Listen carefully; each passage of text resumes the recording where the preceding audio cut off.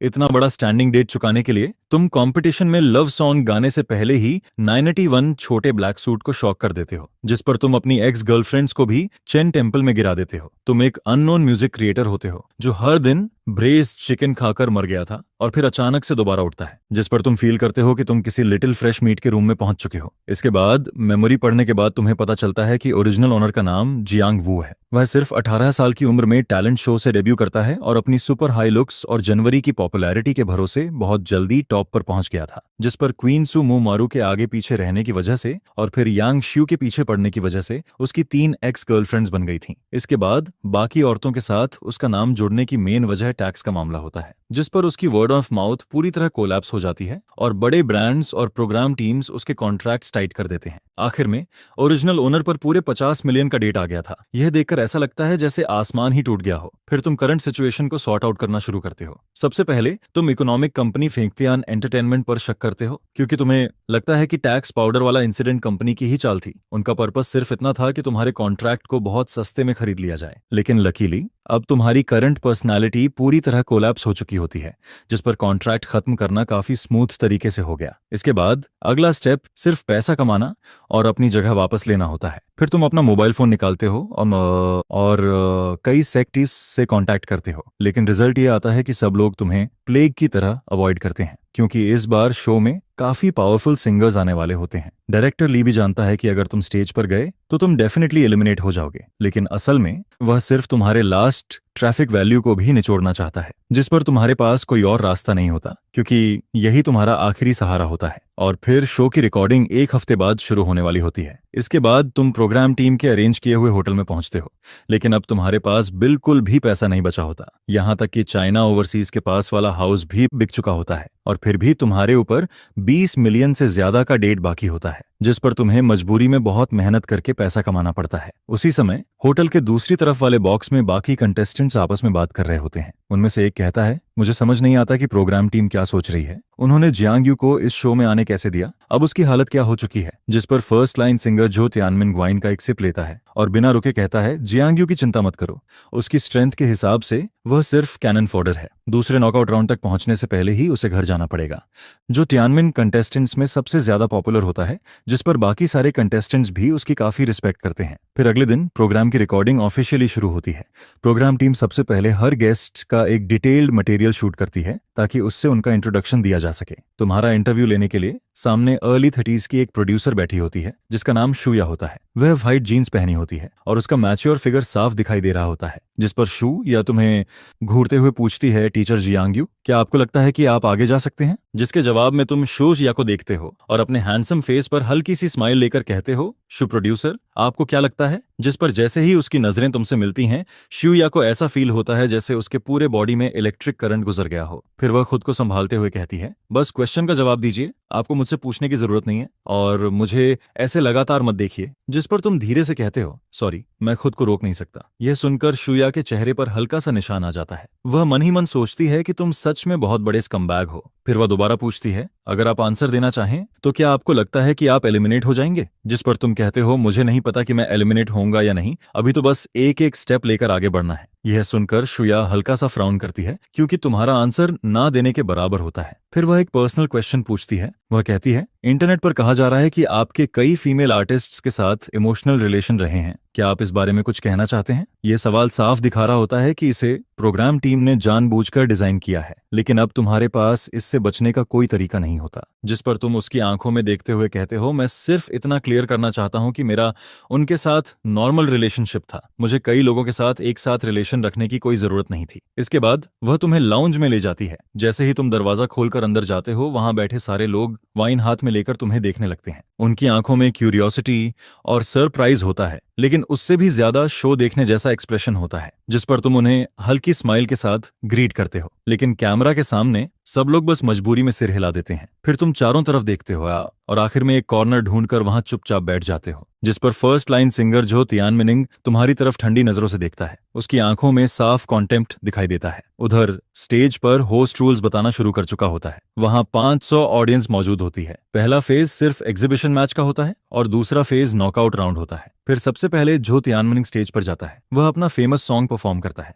उसकी singing skills और song quality दोनों ही बहुत हाई होती हैं, जिस पर ऑडियंस जोर जोर से चीयर करने लगती है और आखिर में उसे पूरे 456 वोट्स मिलते हैं। ये नंबर देखकर साफ लगता है कि अगर कोई एक्सीडेंट नहीं हुआ तो वही फर्स्ट आने वाला है। जैसे जैसे शो आगे बढ़ता है आखिर में तुम्हारी परफॉर्मेंस की बारी भी आ जाती है। बाकी सिंगर्स अपने टर्न पर चीयर्स पाते हैं, लेकिन जब तुम्हारा टर्न आता है तो कोई भी तुम्हारी तरफ ध्यान नहीं देता, जिस पर तुम्हें इसकी बिल्कुल भी परवाह नहीं होती।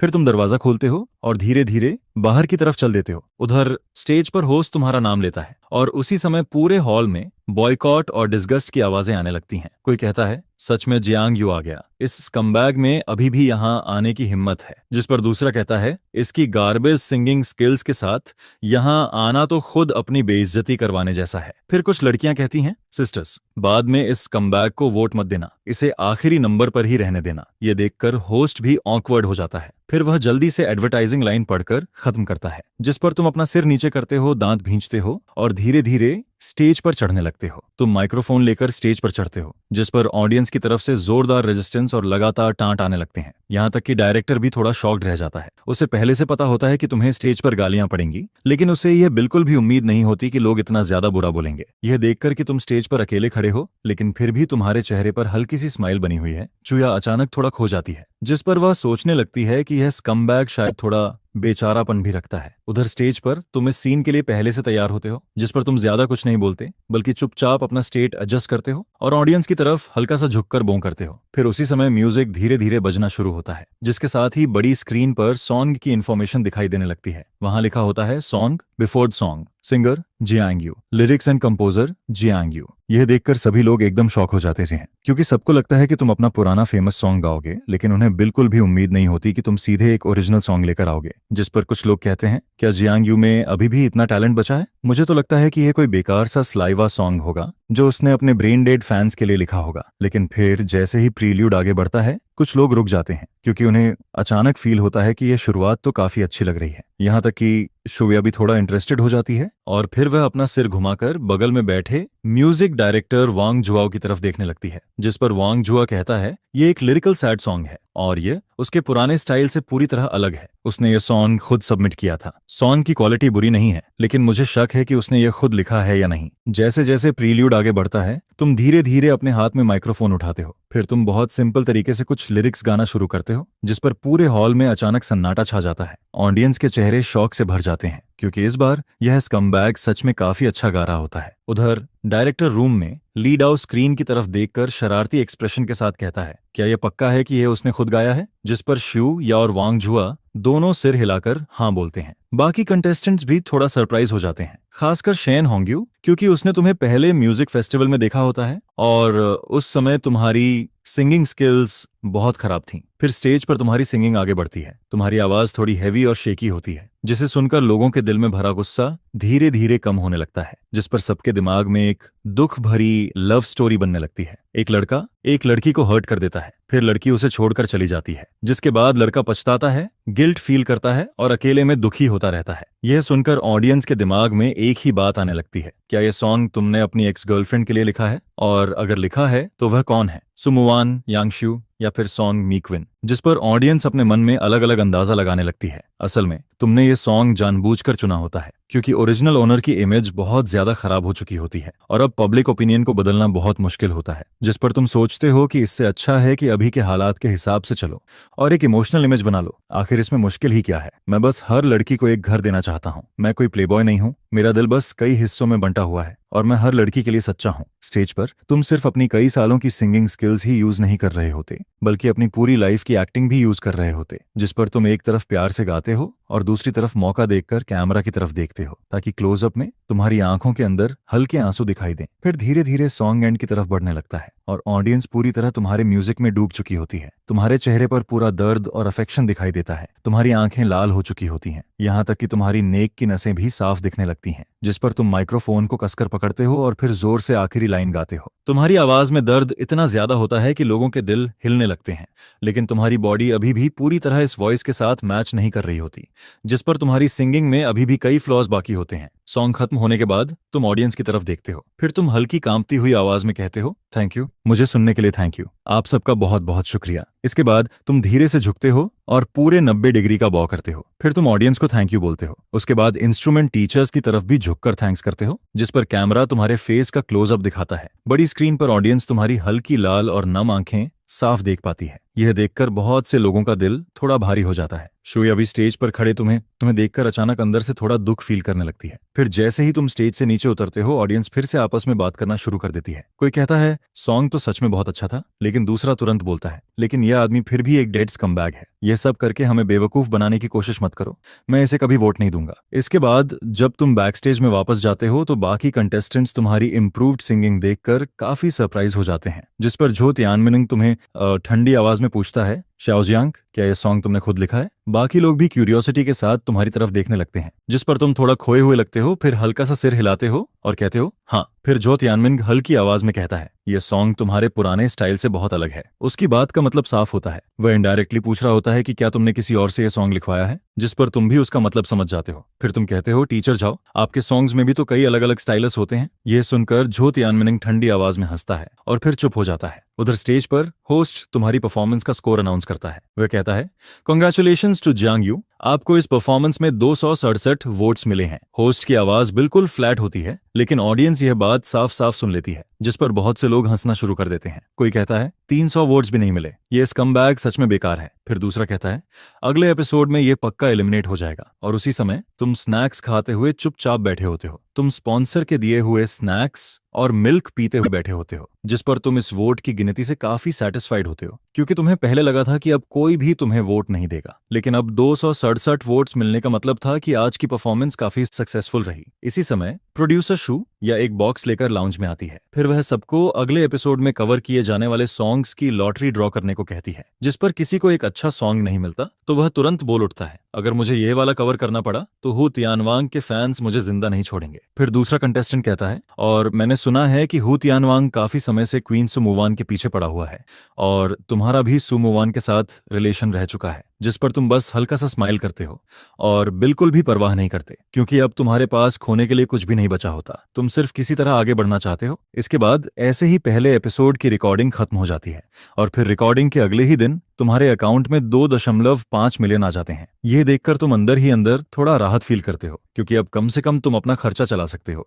हालांकि तुम्हारे ऊपर अभी भी 20 मिलियन से ज्यादा का डेट बाकी होता है, लेकिन फिलहाल के लिए लाइफ की प्रॉब्लम कुछ हद तक सॉल्व हो जाती है। अब तुम्हें हर दिन सिर्फ एक ही प्रोग्राम में गाना होता है, जिस पर तुम्हारे पास जाने के लिए कहीं और नहीं होता। इसलिए तुम हर दिन होटल में ही रुकते हो, सिंगिंग प्रैक्टिस करते हो और बीच बीच में वेबो और शॉर्ट वीडियोस भी देखते रहते हो। हालांकि अब भी बहुत सारे लोग तुम्हें गालियां दे रहे होते हैं, लेकिन दूसरी तरफ तुम्हारे कुछ पुराने ब्लैक फैंस अब पागलों की तरह तुम्हारा सपोर्ट करना शुरू कर देते हैं। फिर 2 दिन बाद प्रोग्राम टीम पहला ट्रेलर रिलीज करती है। वह करीब 3 मिनट का होता है, जिसमें मैनली सभी गेस्ट्स के प्री शो इंटरव्यूज दिखाए जाते हैं। लेकिन सबसे ज्यादा कंट्रोवर्सी तुम्हारे उस जवाब पर होती है जिसमें तुमने अपनी एक्स गर्लफ्रेंड्स और रिलेशनशिप के बारे में बात की होती है, जिस पर इंटरनेट पर लोगों के बीच जोरदार डिस्कशन शुरू हो जाता है। कोई कहता है इस आदमी को कभी माफ नहीं करना चाहिए। फिर दूसरा कहता है प्लीज कोई इसे एंटरटेनमेंट इंडस्ट्री से बाहर करो, जिस पर ऑनलाइन डिस्कशन और भी ज्यादा बढ़ने लगती है। यहाँ तक कि गॉड सिंगिंग शो की पॉपुलैरिटी भी तेजी से ऊपर जाने लगती है। उधर वांग जुआओ डायरेक्टर ली से कहता है, जियांग यू की पॉपुलैरिटी भले ही बहुत ज्यादा हो, लेकिन उसके ब्लैक फैंस भी बहुत ज्यादा हैं। अगर ये ऐसे ही चलता रहा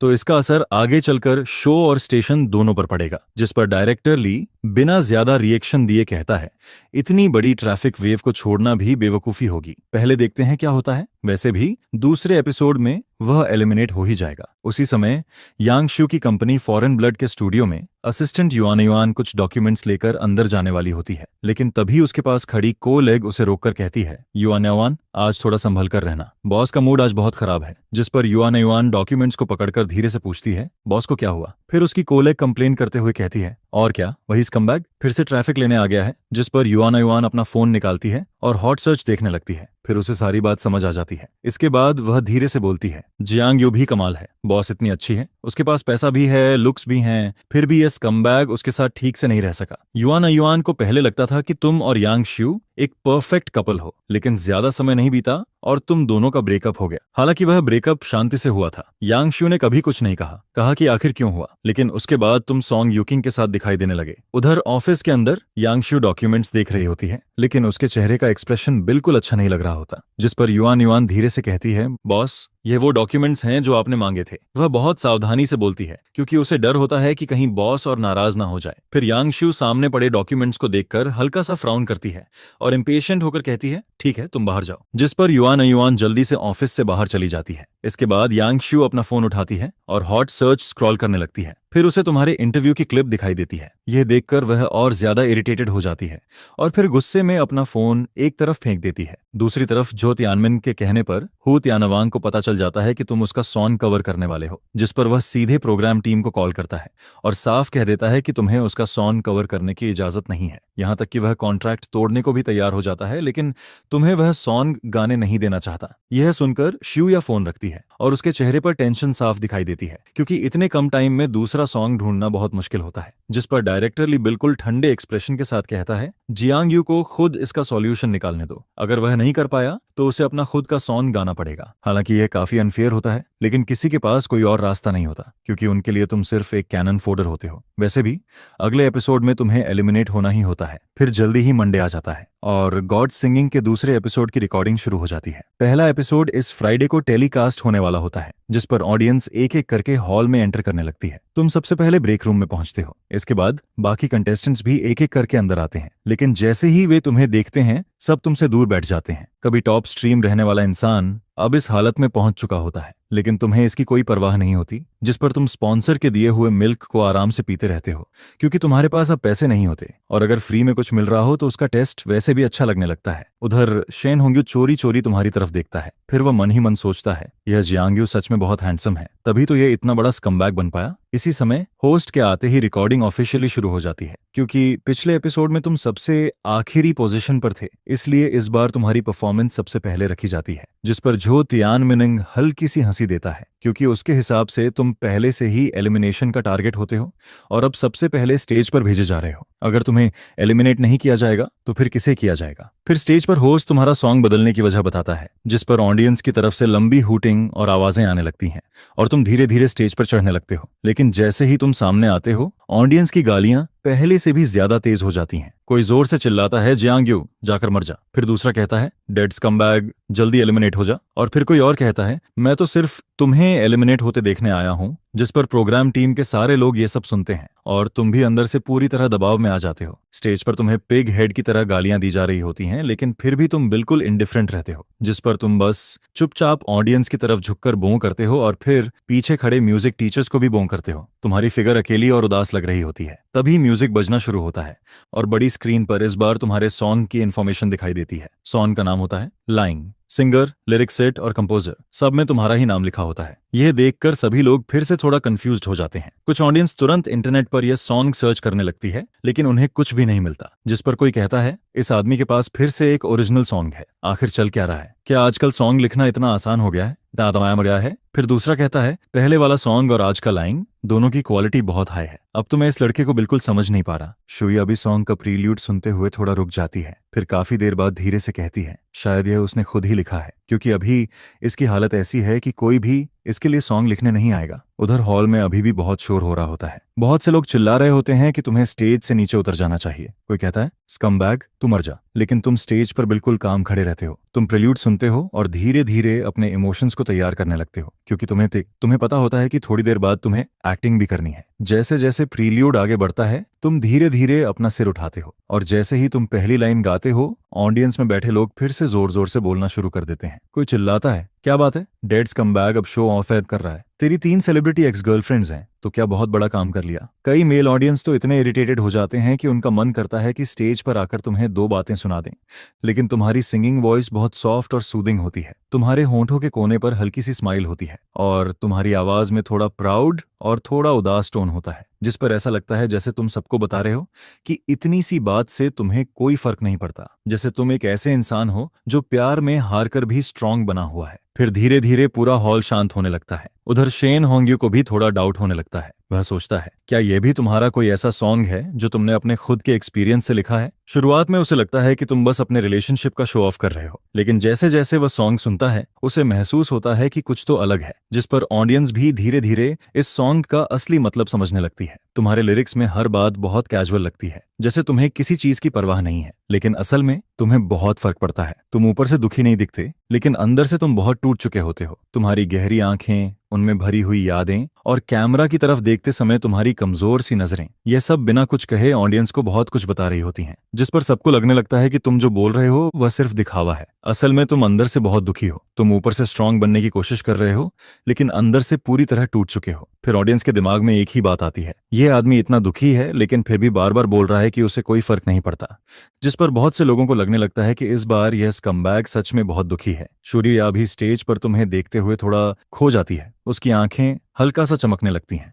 फिर वह सोचती है कि यह स्कमबैग शायद सच में बहुत इमोशनल है। वह याद करती है कि सुमुवान और बाकी लोग तुम्हारे खिलाफ बोल चुके हैं, लेकिन तुमने शुरू से लेकर अब तक कभी उनके बारे में एक भी बुरा शब्द नहीं कहा, जिस पर उसे लगने लगता है कि तुम हर रिलेशनशिप को सच में सीरियसली लेते थे, वरना तुम ऐसा अच्छा सॉन्ग कभी नहीं लिख पाते। और शायद तुम्हारे दिल में अभी भी कुछ ऐसा है जिसे तुम भूल नहीं पाए हो। फिर तुम्हारा सॉन्ग आगे बढ़ता है। तुम्हारी आवाज शांत होती है, लेकिन उसमें दर्द बहुत ज्यादा होता है। ऑडियंस पूरी तरह तुम्हारी सिंगिंग और उस कहानी में डूब चुकी होती है, जिस पर कई लोगों की आंखें हल्की हल्की गीली होने लगती हैं। फिर सॉन्ग खत्म हो जाता है और तुम ज्यादा कुछ नहीं बोलते, तुम बस सामने लगे कैमरा को देखते हो। इसके बाद तुम फिर से ऑडियंस और इंस्ट्रूमेंट टीचर्स की तरफ गहरा बौं करते हो। फिर तुम हल्की कांपती हुई आवाज में कहते हो, थैंक यू अगेन। आप लोगों ने अभी भी मेरा सॉन्ग पूरा सुना, इसके लिए थैंक यू। तुम्हारी आवाज सुनकर और तुम्हें स्ट्रांग बनने की कोशिश करते हुए देखकर तुम बहुत अकेले और दुखी लग रहे होते हो, जिस पर अचानक ऑडियंस में से कोई लड़की जोर से चिल्लाती है, मत रो, प्लीज मत रो। यह सुनकर बाकी ऑडियंस भी थोड़ा शॉक हो जाती है। और फिर अचानक सबको समझ आने लगता है कि तुम्हारे इस सॉन्ग का नाम लाइन क्यों है, क्योंकि शुरू से आखिर तक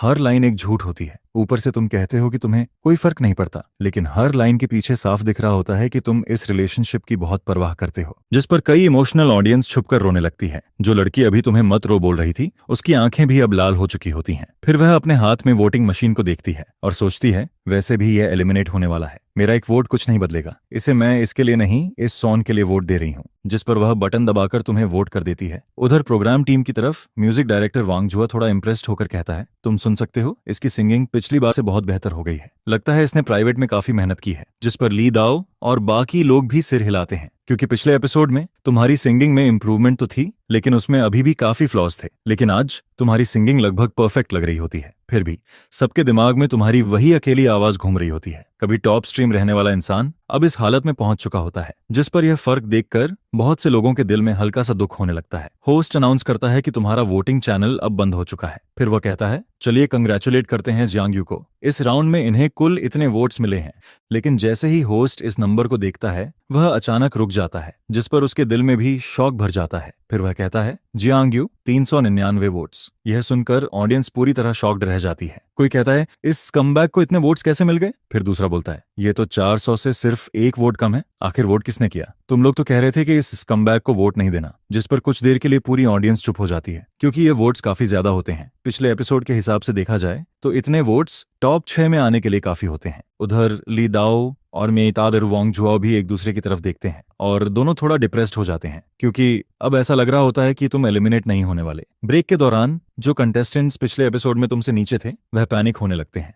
यहाँ तक कि कुछ लोग स्टेज पर परफॉर्म करते समय नर्वस होकर अपनी आवाज तक बिगाड़ देते हैं, जिस पर झो तियानमिन भी थोड़ा अजीब एक्सप्रेशन के साथ तुम्हारी तरफ देखता है। फिर वह हल्की सी स्माइल के साथ कहता है, शाओजियांग, तुम्हारा नया सॉन्ग काफी अच्छा था। मैंने सुना है कि यह सॉन्ग तुमने कल ही लिखा है। इतनी फास्ट क्रिएशन स्पीड तो शायद पूरी दुनिया में किसी के पास नहीं होगी। उसकी बात का मतलब साफ होता है। वह इनडायरेक्टली बोल रहा होता है कि तुमने ये सॉन्ग किसी और से लिखवाया है, लेकिन तुम उसका मतलब तुरंत समझ जाते हो। वैसे भी झो तियानमिन इस शो में आने के बाद से लगातार तुम्हारे खिलाफ बोल रहा होता है, क्योंकि उसे लगता है कि अब तुम कमजोर हो, इसलिए वह तुम्हें आसानी से बली कर सकता है। जिस पर तुम बिना गुस्सा दिखाए हल्की सी स्मार्क के साथ कहते हो, टीचर झाओ, जो चीज आप नहीं कर सकते, इसका मतलब यह नहीं है कि कोई और भी नहीं कर सकता। फिर तुम आगे कहते हो, वैसे भी आपने काफी समय से कोई नया सॉन्ग रिलीज नहीं किया, लगता है आप खुद से ज्यादा दूसरों की चिंता करते रहते हैं। यह सुनते ही झो तियानमिनंग को बिल्कुल भी उम्मीद नहीं होती कि तुम उसे ऐसे सामने से जवाब दोगे, जिस पर उसका चेहरा गुस्से से लाल हो जाता है, उसकी गर्दन तक लाल पड़ जाती है। फिर वह ठंडी आवाज में स्नोट करता है और चुप हो जाता है। बाकी कंटेस्टेंट्स भी यह देखकर शॉक हो जाते हैं, क्योंकि इस दुनिया में कोई जूनियर अपने सीनियर से इस तरह बात करने की हिम्मत नहीं करता। लेकिन शेन होंग्यू तुम्हारी तरफ एक बार और देखता है और फिर उसके चेहरे पर हल्की सी स्माइल आ जाती है, क्योंकि वह खुद भी झो तियानमिनंग को बिल्कुल पसंद नहीं करता। झो तियानमिनंग हमेशा खुद को सबसे ऊपर समझता है। फिर जैसे जैसे शो आगे बढ़ता है, कई कंटेस्टेंट्स तुम्हारे स्कोर से कम वोट्स पाते हैं। उनमें से कुछ को सिर्फ 377 वोट्स मिलते हैं, जिस पर अब यह पक्का हो जाता है कि इस बार तुम एलिमिनेट नहीं होने वाले। सबसे आखिर में झो तियानमिन की परफॉर्मेंस होती है और उसकी आंखों में पहले से ही कॉन्फिडेंस और प्राइड दिखाई दे रही होती है। इसके बाद सभी कंटेस्टेंट्स की परफॉर्मेंस खत्म हो जाती है। झो तियानमिन को 470 वोट्स मिलते हैं, शेन होंग्यू को 455 वोट्स मिलते हैं, वांग जियावेई को 429 वोट्स मिलते हैं, जिस पर हुआंग मिनग्लांग को 410 वोट्स मिलते हैं और वह इस राउंड में फोर्थ आता है। फिर तुम्हें 399 वोट्स मिलते हैं और तुम इस राउंड में 6th प्लेस पर आते हो। तुम इस रिजल्ट से काफी सेटिस्फाइड होते हो, क्योंकि पिछले एपिसोड में तुम सबसे आखिरी नंबर पर थे, लेकिन अब तुम सीधे 6th प्लेस तक पहुंच गए होते हो। ये प्रोग्रेस काफी बड़ी होती है, क्योंकि इस बार भी बहुत सारे लोग तुम्हारे खिलाफ थे, इसलिए एक ही बार में टॉप पर वापस पहुंचना बिल्कुल पॉसिबल नहीं होता। फिर कंपटीशन का दूसरा फेज खत्म हो जाता है। हालांकि जो कंटेस्टेंट्स एलिमिनेट होते हैं वह अंदर से थोड़े अनहैप्पी होते हैं, लेकिन फिर भी उन्हें मजबूरी में स्टेज छोड़ना पड़ता है। इसी समय प्रोग्राम टीम का स्टाफ अंदर आता है और तीसरे फेज के रूल्स अनाउंस करना शुरू करता है। वह कहता है अगले राउंड में थीम कंपटीशन होगा और सभी को दिए गए थीम के हिसाब से सॉन्ग कंपोज करना होगा। फिर वह आगे कहता है प्रोग्राम टीम ने हर कंटेस्टेंट के लिए एक क्रिएटिव टीचर भी बुलाया है, अगर जरूरत हो तो आप उनसे हेल्प ले सकते हैं। इसके बाद वह अगले एपिसोड का थीम बताता है। थीम होता है मिसड हिम। यह सुनते ही तुम्हारे चेहरे पर हल्की स्माइल आ जाती है, क्योंकि इस थीम को सुनकर तुम्हारे दिमाग में पहले से ही कई सॉन्ग्स आने लगते हैं। रिकॉर्डिंग खत्म होने के बाद तुम वापस होटल लौटते हो। फिर तुम अपना बैंक कार्ड देखते हो। प्रोग्राम टीम की तरफ से मिले 2.5 मिलियन के साथ अब तुम्हारे अकाउंट में पूरे 5 मिलियन हो चुके होते हैं। यह देखकर तुम मन ही मन खुश हो जाते हो, क्योंकि अगर तुम कुछ और एपिसोड सर्वाइव कर गए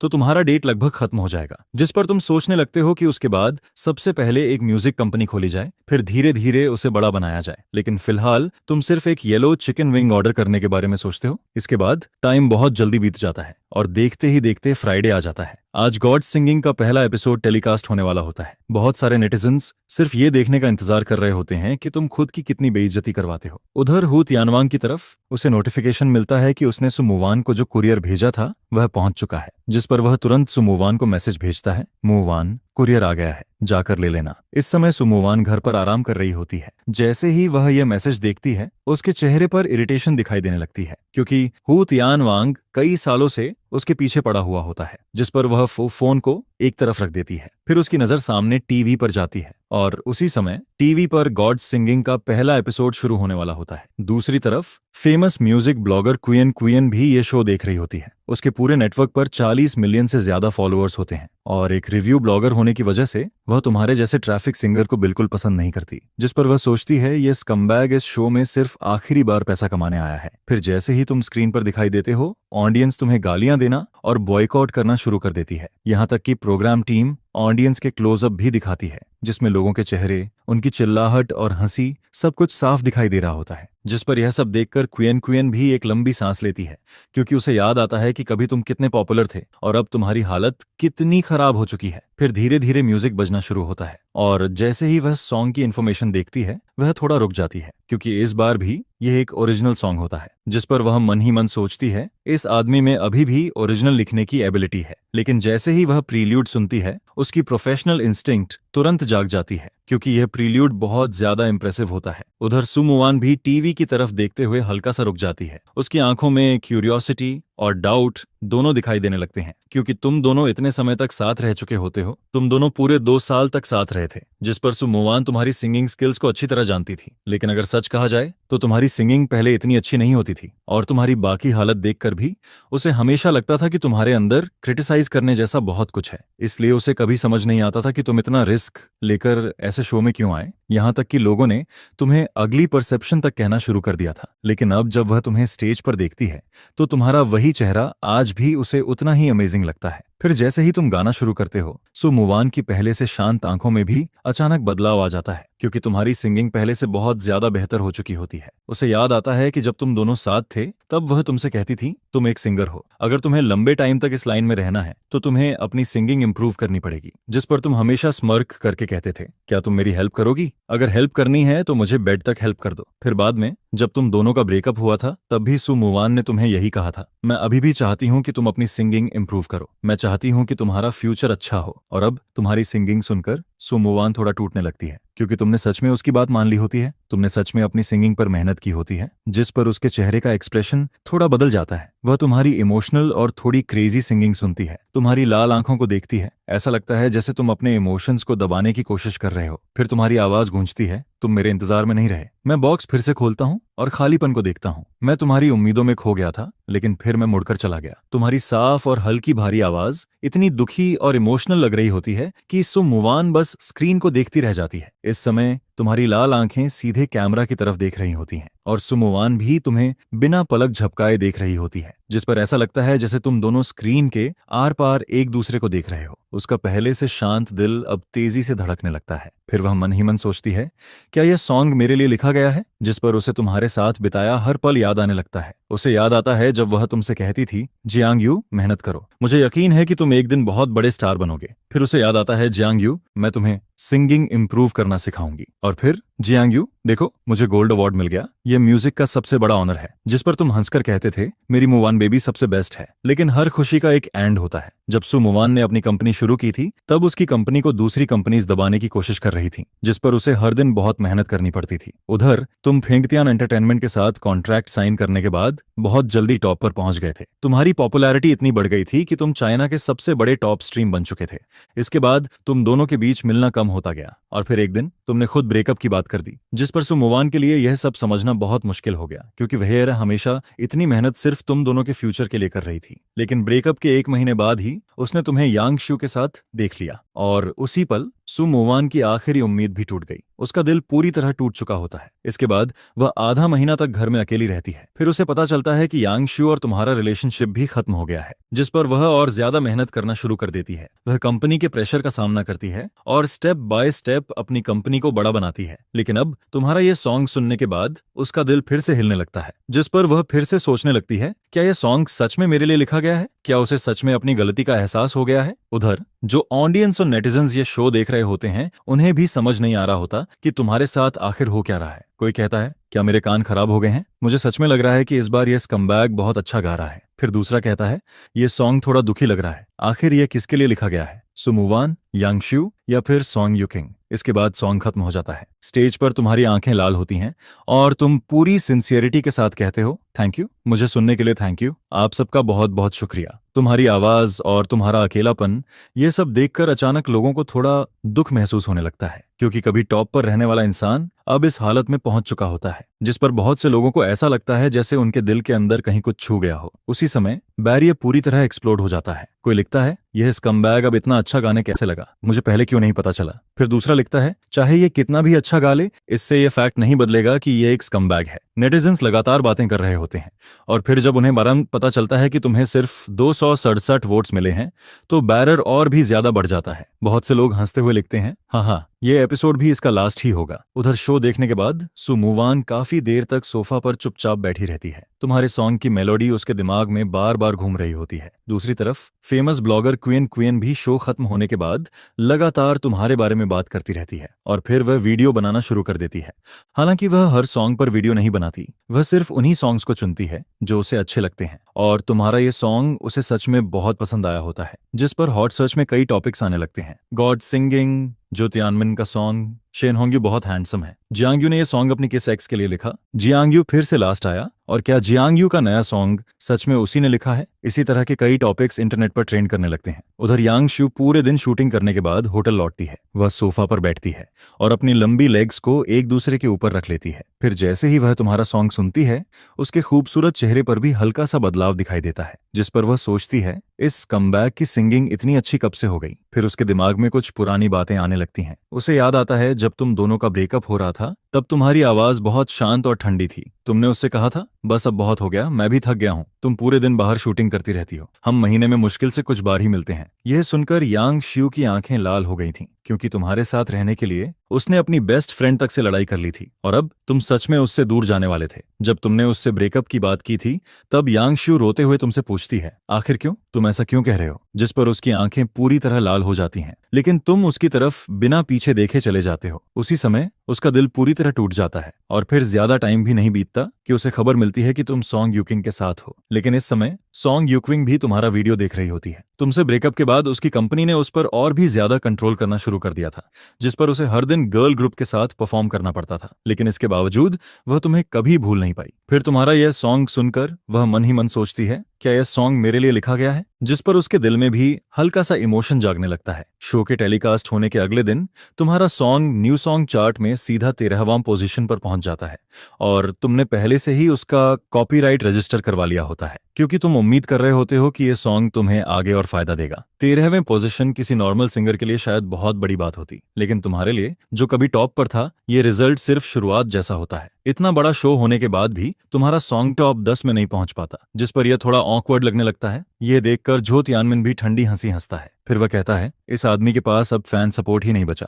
डेटा कौन करेगा, ऐसे में इसका ऊपर जाना पॉसिबल ही नहीं है। उसी समय शॉर्ट वीडियो प्लेटफॉर्म पर फेमस रिव्यू ब्लॉगर लिन क्विन क्वैन एक नया वीडियो अपलोड करती है। वह कहती है, हेलो एवरीवन, मैं हूं क्विन क्विन और आज हम एक नए सॉन्ग के बारे में बात करेंगे। उसका वीडियो अपलोड होने के 1 घंटे के अंदर ही हॉट सर्च पर पहुंच जाता है, जिस पर इंटरनेट पर फिर से तुम्हारे सॉन्ग को लेकर जोरदार डिस्कशन शुरू हो जाती है और इसी वजह से और भी ज्यादा लोग तुम्हारे इस नए सॉन्ग के बारे में जानने लगते हैं। फिर अगले दिन जब तुम उठते हो तो देखते हो कि तुम्हारा सॉन्ग चार्ट में 7वें पोजीशन तक पहुंच चुका है। अब आखिरकार तुम्हारा सॉन्ग टॉप 10 में आ चुका होता है और शॉर्ट वीडियो प्लेटफॉर्म पर भी ये सॉन्ग पूरी तरह वायरल हो जाता है। लेकिन जैसे ही तुम कमेंट्स खोलते हो, वहां अभी भी लोग तुम्हें गालियां ही दे रहे होते हैं, जिस पर तुम सोचते हो कि अभी यह सब बदलना पॉसिबल नहीं है। इससे अच्छा है कि चुपचाप पैसा कमाया जाए, क्योंकि अभी भी तुम्हारे ऊपर बहुत डेट बाकी होता है। फिर जल्दी ही मंडे आ जाता है और गॉड सिंगिंग की तीसरी रिकॉर्डिंग शुरू हो जाती है। ऑडियंस एक एक करके अंदर आने लगती है और अंदर आते ही सब धीरे धीरे बातें करना शुरू कर देते हैं। कोई कहता है, पिछले एपिसोड में वह स्कमबैग एलिमिनेट नहीं हुआ। फिर दूसरा कहता है, इस बार उस डेड स्कमबैग को बिल्कुल वोट मत देना। इसी समय बैकस्टेज में तुम रेस्ट कर रहे होते हो, क्योंकि अब एक कंटेस्टेंट एलिमिनेट हो चुका होता है, इसलिए अब सिर्फ 9 लोग बचे होते हैं और तुम हमेशा की तरह अकेले कॉर्नर में बैठे होते हो। तुम फ्री का मिल्क पी रहे होते हो। तुम्हारे बगल में ब्यूटीफुल सिंगर शेन होंग्यू बैठी होती है। वह चोरी चोरी तुम्हारी तरफ देखती रहती है। उसकी नजर बार बार तुम्हारे फेस पर जाकर रुक जाती है, जिस पर तुम भी एक बार उसकी तरफ देखते हो और फिर तुम्हारी नजर उसकी आंखों से टकरा जाती है। दूसरी तरफ जो तियानमिन और वांग जियावेई साथ बैठे होते हैं, दोनों हंसते हुए बात कर रहे होते हैं, लेकिन बीच बीच में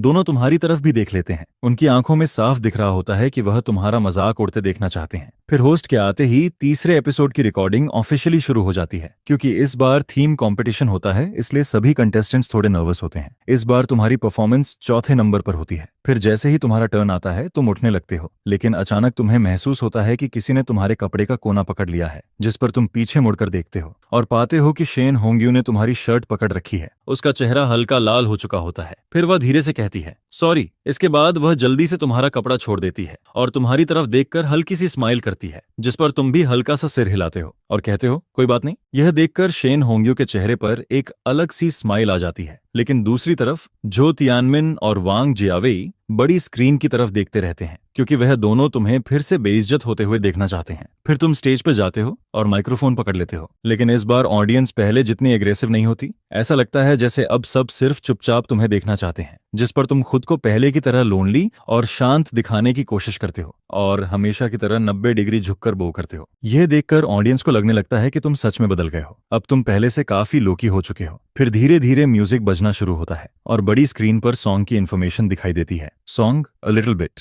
singer Zhang Yu, lyrics and composer Zhang Yu. यह देखकर ऑडियंस फिर से शॉक्ड रह जाती है। कोई कहता है, क्या यह आदमी हर हफ्ते एक ओरिजिनल सॉन्ग लिखने वाला है? फिर दूसरा कहता है, इस सॉन्ग का प्रील्यूड भी काफी अच्छा लग रहा है। पहले चुप रहो और सुनो। उधर शेन होंग्यू की आंखों में भी हल्की चमक आ जाती है, क्योंकि इस बार थीम क्रिएशन कंपटीशन होता है और बाकी कंटेस्टेंट्स ने क्रिएटिव टीचर्स की हेल्प ली होती है, लेकिन तुम ये सब अकेले कर रहे होते हो। 3 एपिसोड्स में लगातार 3 नए सॉन्ग्स, ये बात किसी को भी इम्पॉसिबल लगती है, जिस पर ऐसा लगता है जैसे तुम अपने एक्शन से सारी रूमर्स को गलत साबित कर रहे हो। दूसरी तरफ जो तियानमिन का चेहरा थोड़ा अजीब हो जाता है, क्योंकि उसे अपनी पिछली बातें याद आने लगती हैं। अब उसे लगने लगता है जैसे स्टेज पर खड़ा तुम चुपचाप उसे गलत साबित कर रहे हो। फिर म्यूजिक धीरे धीरे तेज होने लगता है। प्रेल्यूड खत्म होते ही तुम धीरे से माइक्रोफोन उठाते हो और फिर तुम स्टेज पर गाना शुरू करते हो। तुम्हारी आवाज हल्की कांप रही होती है, तुम्हारी सिंगिंग थोड़ी भारी और दर्द भरी लग रही होती है, तुम्हारी आंखों में बहुत अफेक्शन और रिग्रेट दिखाई दे रहा होता है, जिस पर ऐसा लगता है जैसे तुम अपने पुराने रिलेशनशिप को याद कर रहे हो और उन सब चीजों के लिए पछता रहे हो जो तुमने खो दी। ऑडियंस तुम्हारी सिंगिंग सुनती है और धीरे धीरे हॉल में मौजूद सारी आवाजें अपने आप बंद हो जाती हैं। फिर कैमरा धीरे धीरे तुम्हारे फेस के पास आता है। तुम्हारे चेहरे का दुख, तुम्हारी आंखों की गिल्ट, ये सब ऑडियंस साफ साफ देख रही होती है, जिस पर सभी को फिर से तुम्हारी एक्स गर्लफ्रेंड्स याद आने लगती हैं। सब सोचने लगते हैं ये सॉन्ग आखिर किसके लिए है? क्या सच में तुम हर रिलेशनशिप को दिल से लेते थे और शायद ब्रेकअप की कोई और वजह थी? लेकिन तुम स्टेज पर खड़े होकर उसी तरह फीलिंग के साथ गाते रहते हो, क्योंकि अ लिटिल बिट तुम्हारा भी एक पसंदीदा सॉन्ग होता है। और अब सॉन्ग का कोरस धीरे धीरे शुरू होने वाला होता है। लाइफ एंड डेथ वाली सिंगिंग, जैसे तुमने कोई ऐसा दर्द फील किया हो जिसे कभी भुलाया नहीं जा सकता। तुम्हारी आंखों में देखकर ऐसा लगता है जैसे तुम अपना रिग्रेट देख पा रहे हो, जिस पर शोबिया तुम्हें देखती है और सोचती है कि इस बार का थीम मिस होना था। वह तुम्हारे सॉन्ग से सुन सकती है कि तुम्हारे अंदर उस सबको लेकर कितनी इमोशंस हैं। शायद तुम अपना खुद का सॉन्ग इसमें डाल सकते हो अपनी इमोशंस के साथ। Emotions with you, emotions with you, emotions with you, emotions with you, emotions with you, emotions with you, emotions with you, emotions with you,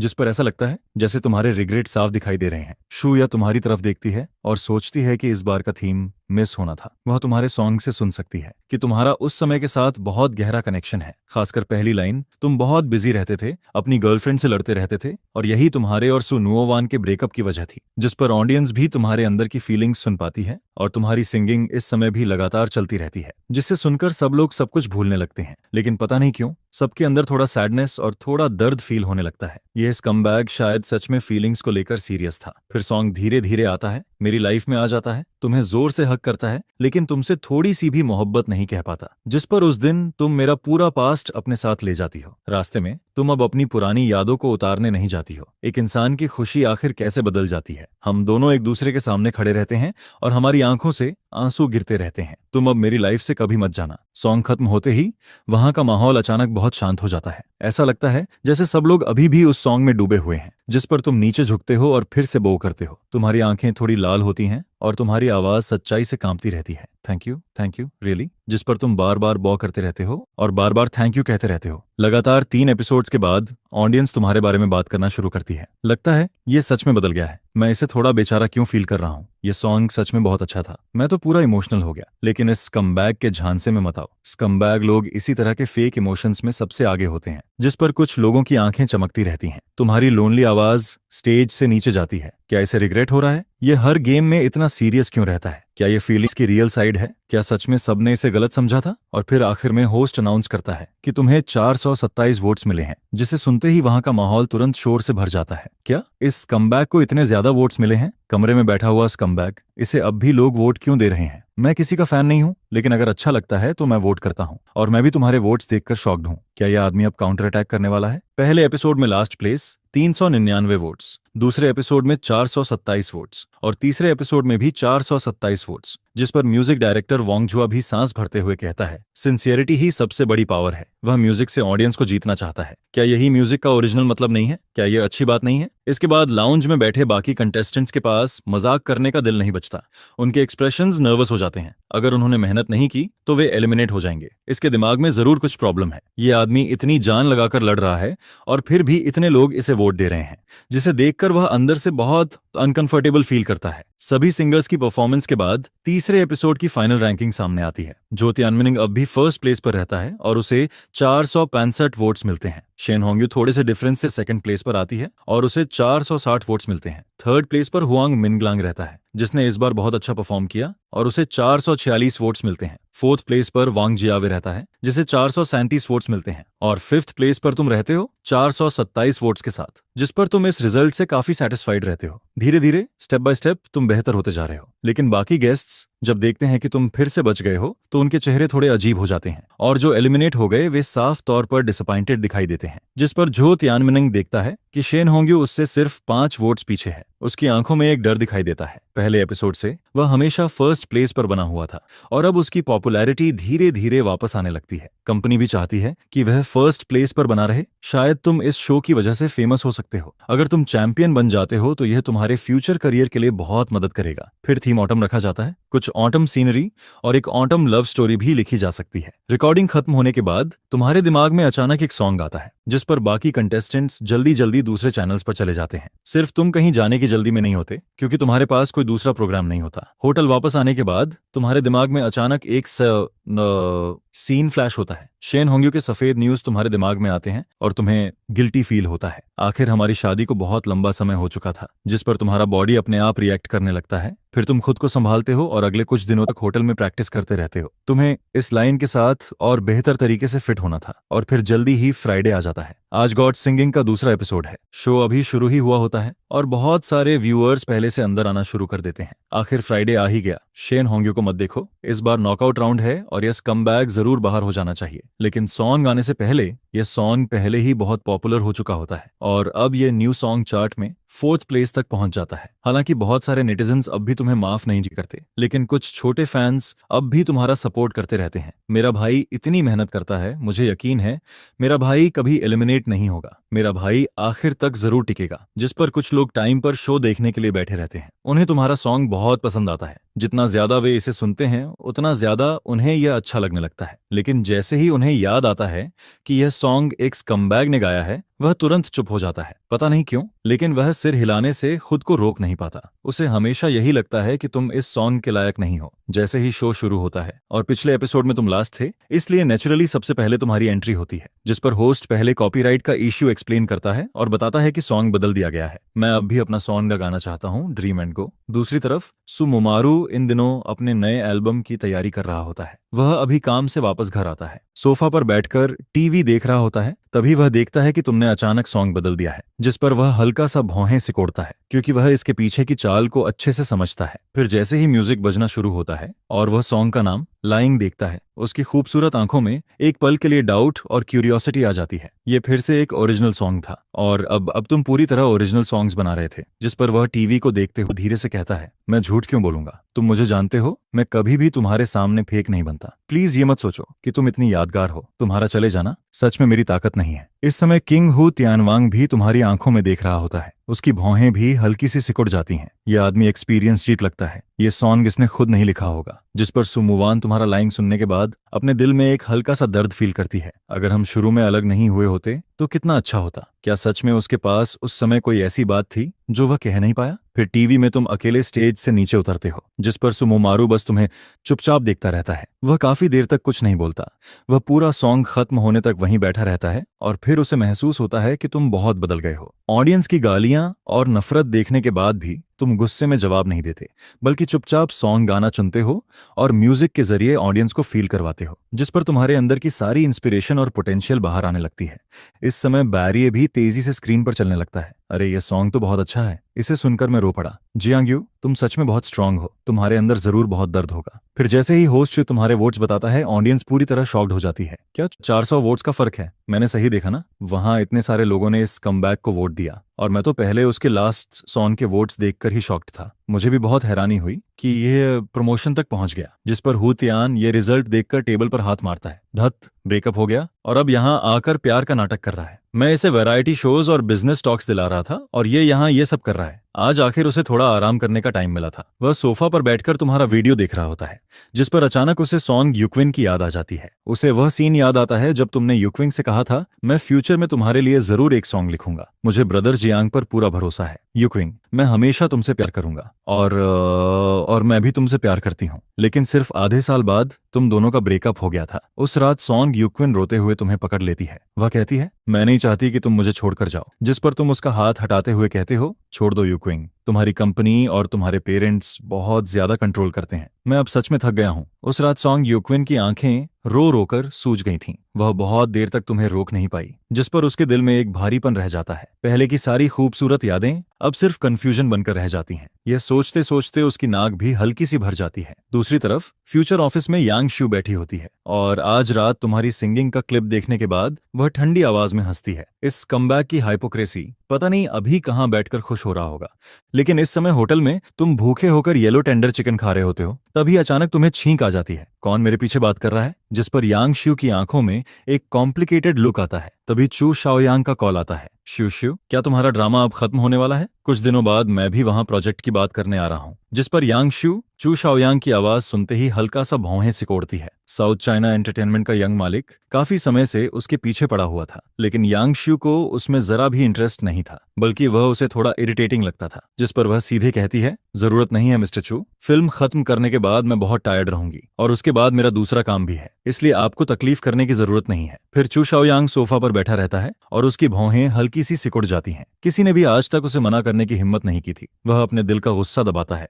और कहता है, कोई बात नहीं, इसमें कोई परेशानी नहीं है, बस फिनिश होने के बाद मिल लेंगे, इसमें ज्यादा टाइम नहीं लगेगा। जिस पर यांग शू बेबस होकर सांस छोड़ती है और कोई बहाना बनाकर फोन काट देती है। इसके बाद चू शाओयांग गुस्से में बैठा रहता है। इतने समय बाद भी यह औरत अब भी इतनी मुश्किल क्यों है? फिर वह मोबाइल पर तुम्हारा हॉट सर्च देखता है, जिस पर उसकी भौहें फिर सिकुड़ जाती हैं। क्या तुम अब भी उस कमबैक को भूल नहीं पाई? देखना मैं उसे कैसे सबक सिखाता हूँ। अगले दिन तुम्हारा नया song line new song chart का रिकॉर्ड तोड़ देता है, जिसकी सबसे बड़ी वजह होती है लिन क्वेन क्वैन का तुम्हारी मदद करना। हेलो एवरीवन, मैं हूं क्वेन क्वेन। वेलकम टू क्वेन क्वेन टॉक अबाउट म्यूजिक। और आज हम बात करने वाले हैं लाइन के बारे में, जिस पर लिन क्वेन क्वैन अपनी सेक्सी और गोल लेग्स के साथ स्क्रीन के बीच में खड़ी होती है। बारिश में उसका पूरा फिगर और भी परफेक्ट लग रहा होता है। वह अच्छे से जानती है कि ऑडियंस क्या देखना चाहती है। यह सॉन्ग बिल्कुल इसके टाइटल की तरह है। शुरू से लेकर आखिर तक हर लाइन एक झूठ होती है। लिरिक्स में बार बार यही कहा जाता है कि मैं झूठ नहीं बोल रहा, लेकिन अगर ध्यान से सुनो तो तुम्हें पता चलेगा कि सिंगर की आवाज में कितनी फीलिंग्स हैं। और फिर सॉन्ग धीरे धीरे तुम्हारे करीब आता जाता है। लाइन ऑथर का अब तक का सबसे अच्छा काम लगता है। इस महीने लिन क्वेन क्वैन का रिव्यू करीब 8 मिनट का होता है और वह तुम्हारे लाइन को बहुत ध्यान से एनालाइज करती है,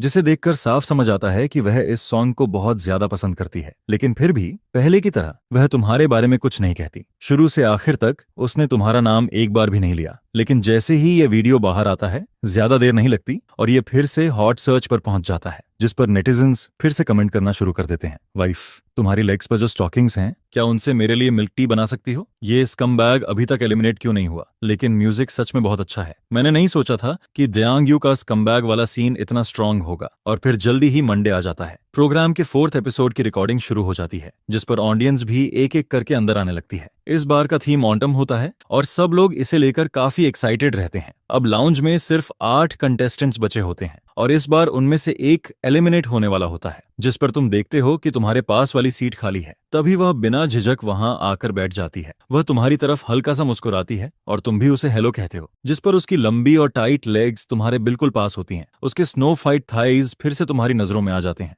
और तुम भी अनजाने में एक बार उसकी तरफ देख लेते हो, जिस पर वह मुस्कुराकर पूछती है, टीचर जियांग यू, आप ड्रंक हैं या नहीं? मैं इस बार आपके नए सॉन्ग का बहुत इंतजार कर रही हूँ। शेन होंग्यू खुद आगे बढ़कर तुमसे बात करती है, क्योंकि वह तुम्हारे पिछले 3 सॉन्ग्स से सच में अट्रैक्ट हो चुकी थी। लेकिन यह सुनकर तुम हल्का सा भौहें सिकोड़ते हो, क्योंकि यह पहली बार था जब किसी कंटेस्टेंट ने खुद तुमसे हेलो कहा था, जिस पर तुम भी पॉलिटली जवाब देते हो, थैंक यू टीचर शेन, मैं भी आज रात आपकी परफॉर्मेंस का इंतजार कर रहा हूँ। दूसरी तरफ जो तियानमिनंग का चेहरा थोड़ा उदास हो जाता है, जिस पर तुम जानबूझकर अपनी आवाज थोड़ी ऊंची करके कहते हो, पिछली बार टीचर शेन और फर्स्ट प्लेस के बीच का फर्क बहुत कम था, शायद इस बार वह फर्स्ट प्लेस तक पहुंच जाए। जिस पर शेन होंग्यू मुस्कुराते हुए कहती है, टीचर झाओ बहुत स्ट्रांग है, मुझे नहीं लगता मैं कर पाऊंगी। लेकिन झो तियानमिनंग ठंडी आवाज में हंसता है और कहता है, क्यों शाओ जियांग, क्या तुम सच में चाहते हो कि वह फर्स्ट प्लेस ले ले? जिस पर वहां का माहौल थोड़ा ऑकवर्ड हो जाता है। उसके वर्ड्स में इतनी जेल सी थी कि कोई भी आसानी से समझ सकता था, लेकिन तुम बस हल्का सा मुस्कुरा देते हो और कुछ नहीं कहते। फिर जैसे ही होस्ट स्टेज पर आता है,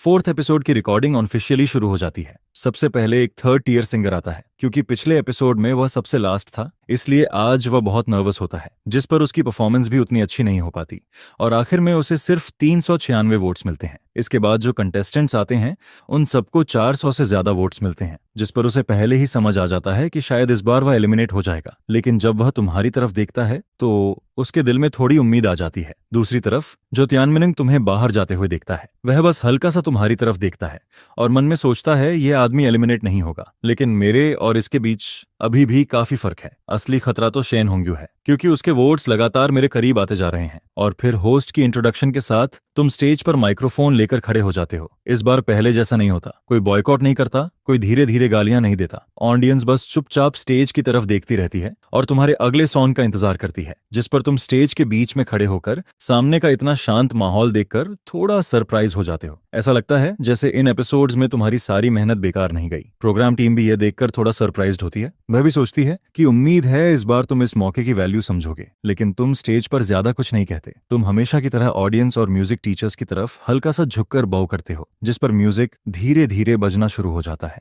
और तुम्हारे पीछे बड़े स्क्रीन पर सॉन्ग की इंफॉर्मेशन दिखाई देती है। सिंगर जांगयू, लिरिसिस्ट एंड कंपोजर जांगयू, जिस पर डायरेक्टर सॉन्ग का नाम देखकर हल्का सा मुस्कुराता है, क्योंकि ये सच में इस बार के ऑटम थीम से परफेक्टली मैच करता था। लेकिन तभी टीचर वांग जुआ रहस्यमय तरीके से हंसने लगता है और कहता है बाद में ध्यान से सुनना। जियांग यू का ये सॉन्ग इतना सिंपल नहीं है, शायद इसे बहुत हाई स्कोर मिले। यह सुनकर डायरेक्टर ली और शू या भी क्यूरियस हो जाते हैं, क्योंकि वांग जुआ किसी सॉन्ग की इतनी तारीफ बहुत कम करता था, जिस पर सबको लगने लगता है कि इस सॉन्ग में जरूर कुछ खास है। फिर जैसे जैसे प्रील्यूड आगे बढ़ता है उसमें हल्का सा सैडनेस महसूस होने लगता है, जो धीरे धीरे ऑटम के मौसम की तरह फैलने लगता है। स्टेज पर तुम उदास आंखों के साथ खड़े रहते हो, तुम्हारी नजर नीचे होती है। फिर तुम धीरे से माइक उठाते हो और गाना शुरू करते हो। तुम्हारा मूड इतना साफ और ट्रांसपेरेंट लगता है जैसे कोई खूबसूरत याद जिसे बार बार याद करना अच्छा लगता है। और जैसे ही तुम गाना शुरू करते हो सब लोग फिर से शॉक्ड हो जाते हैं। शू या और बाकी गेस्ट्स नोटिस करते हैं कि तुम्हारी सिंगिंग पहले से ज्यादा स्टेबल हो गई है। चाहे ब्रेथ कंट्रोल हो या वर्ड्स बोलने का तरीका,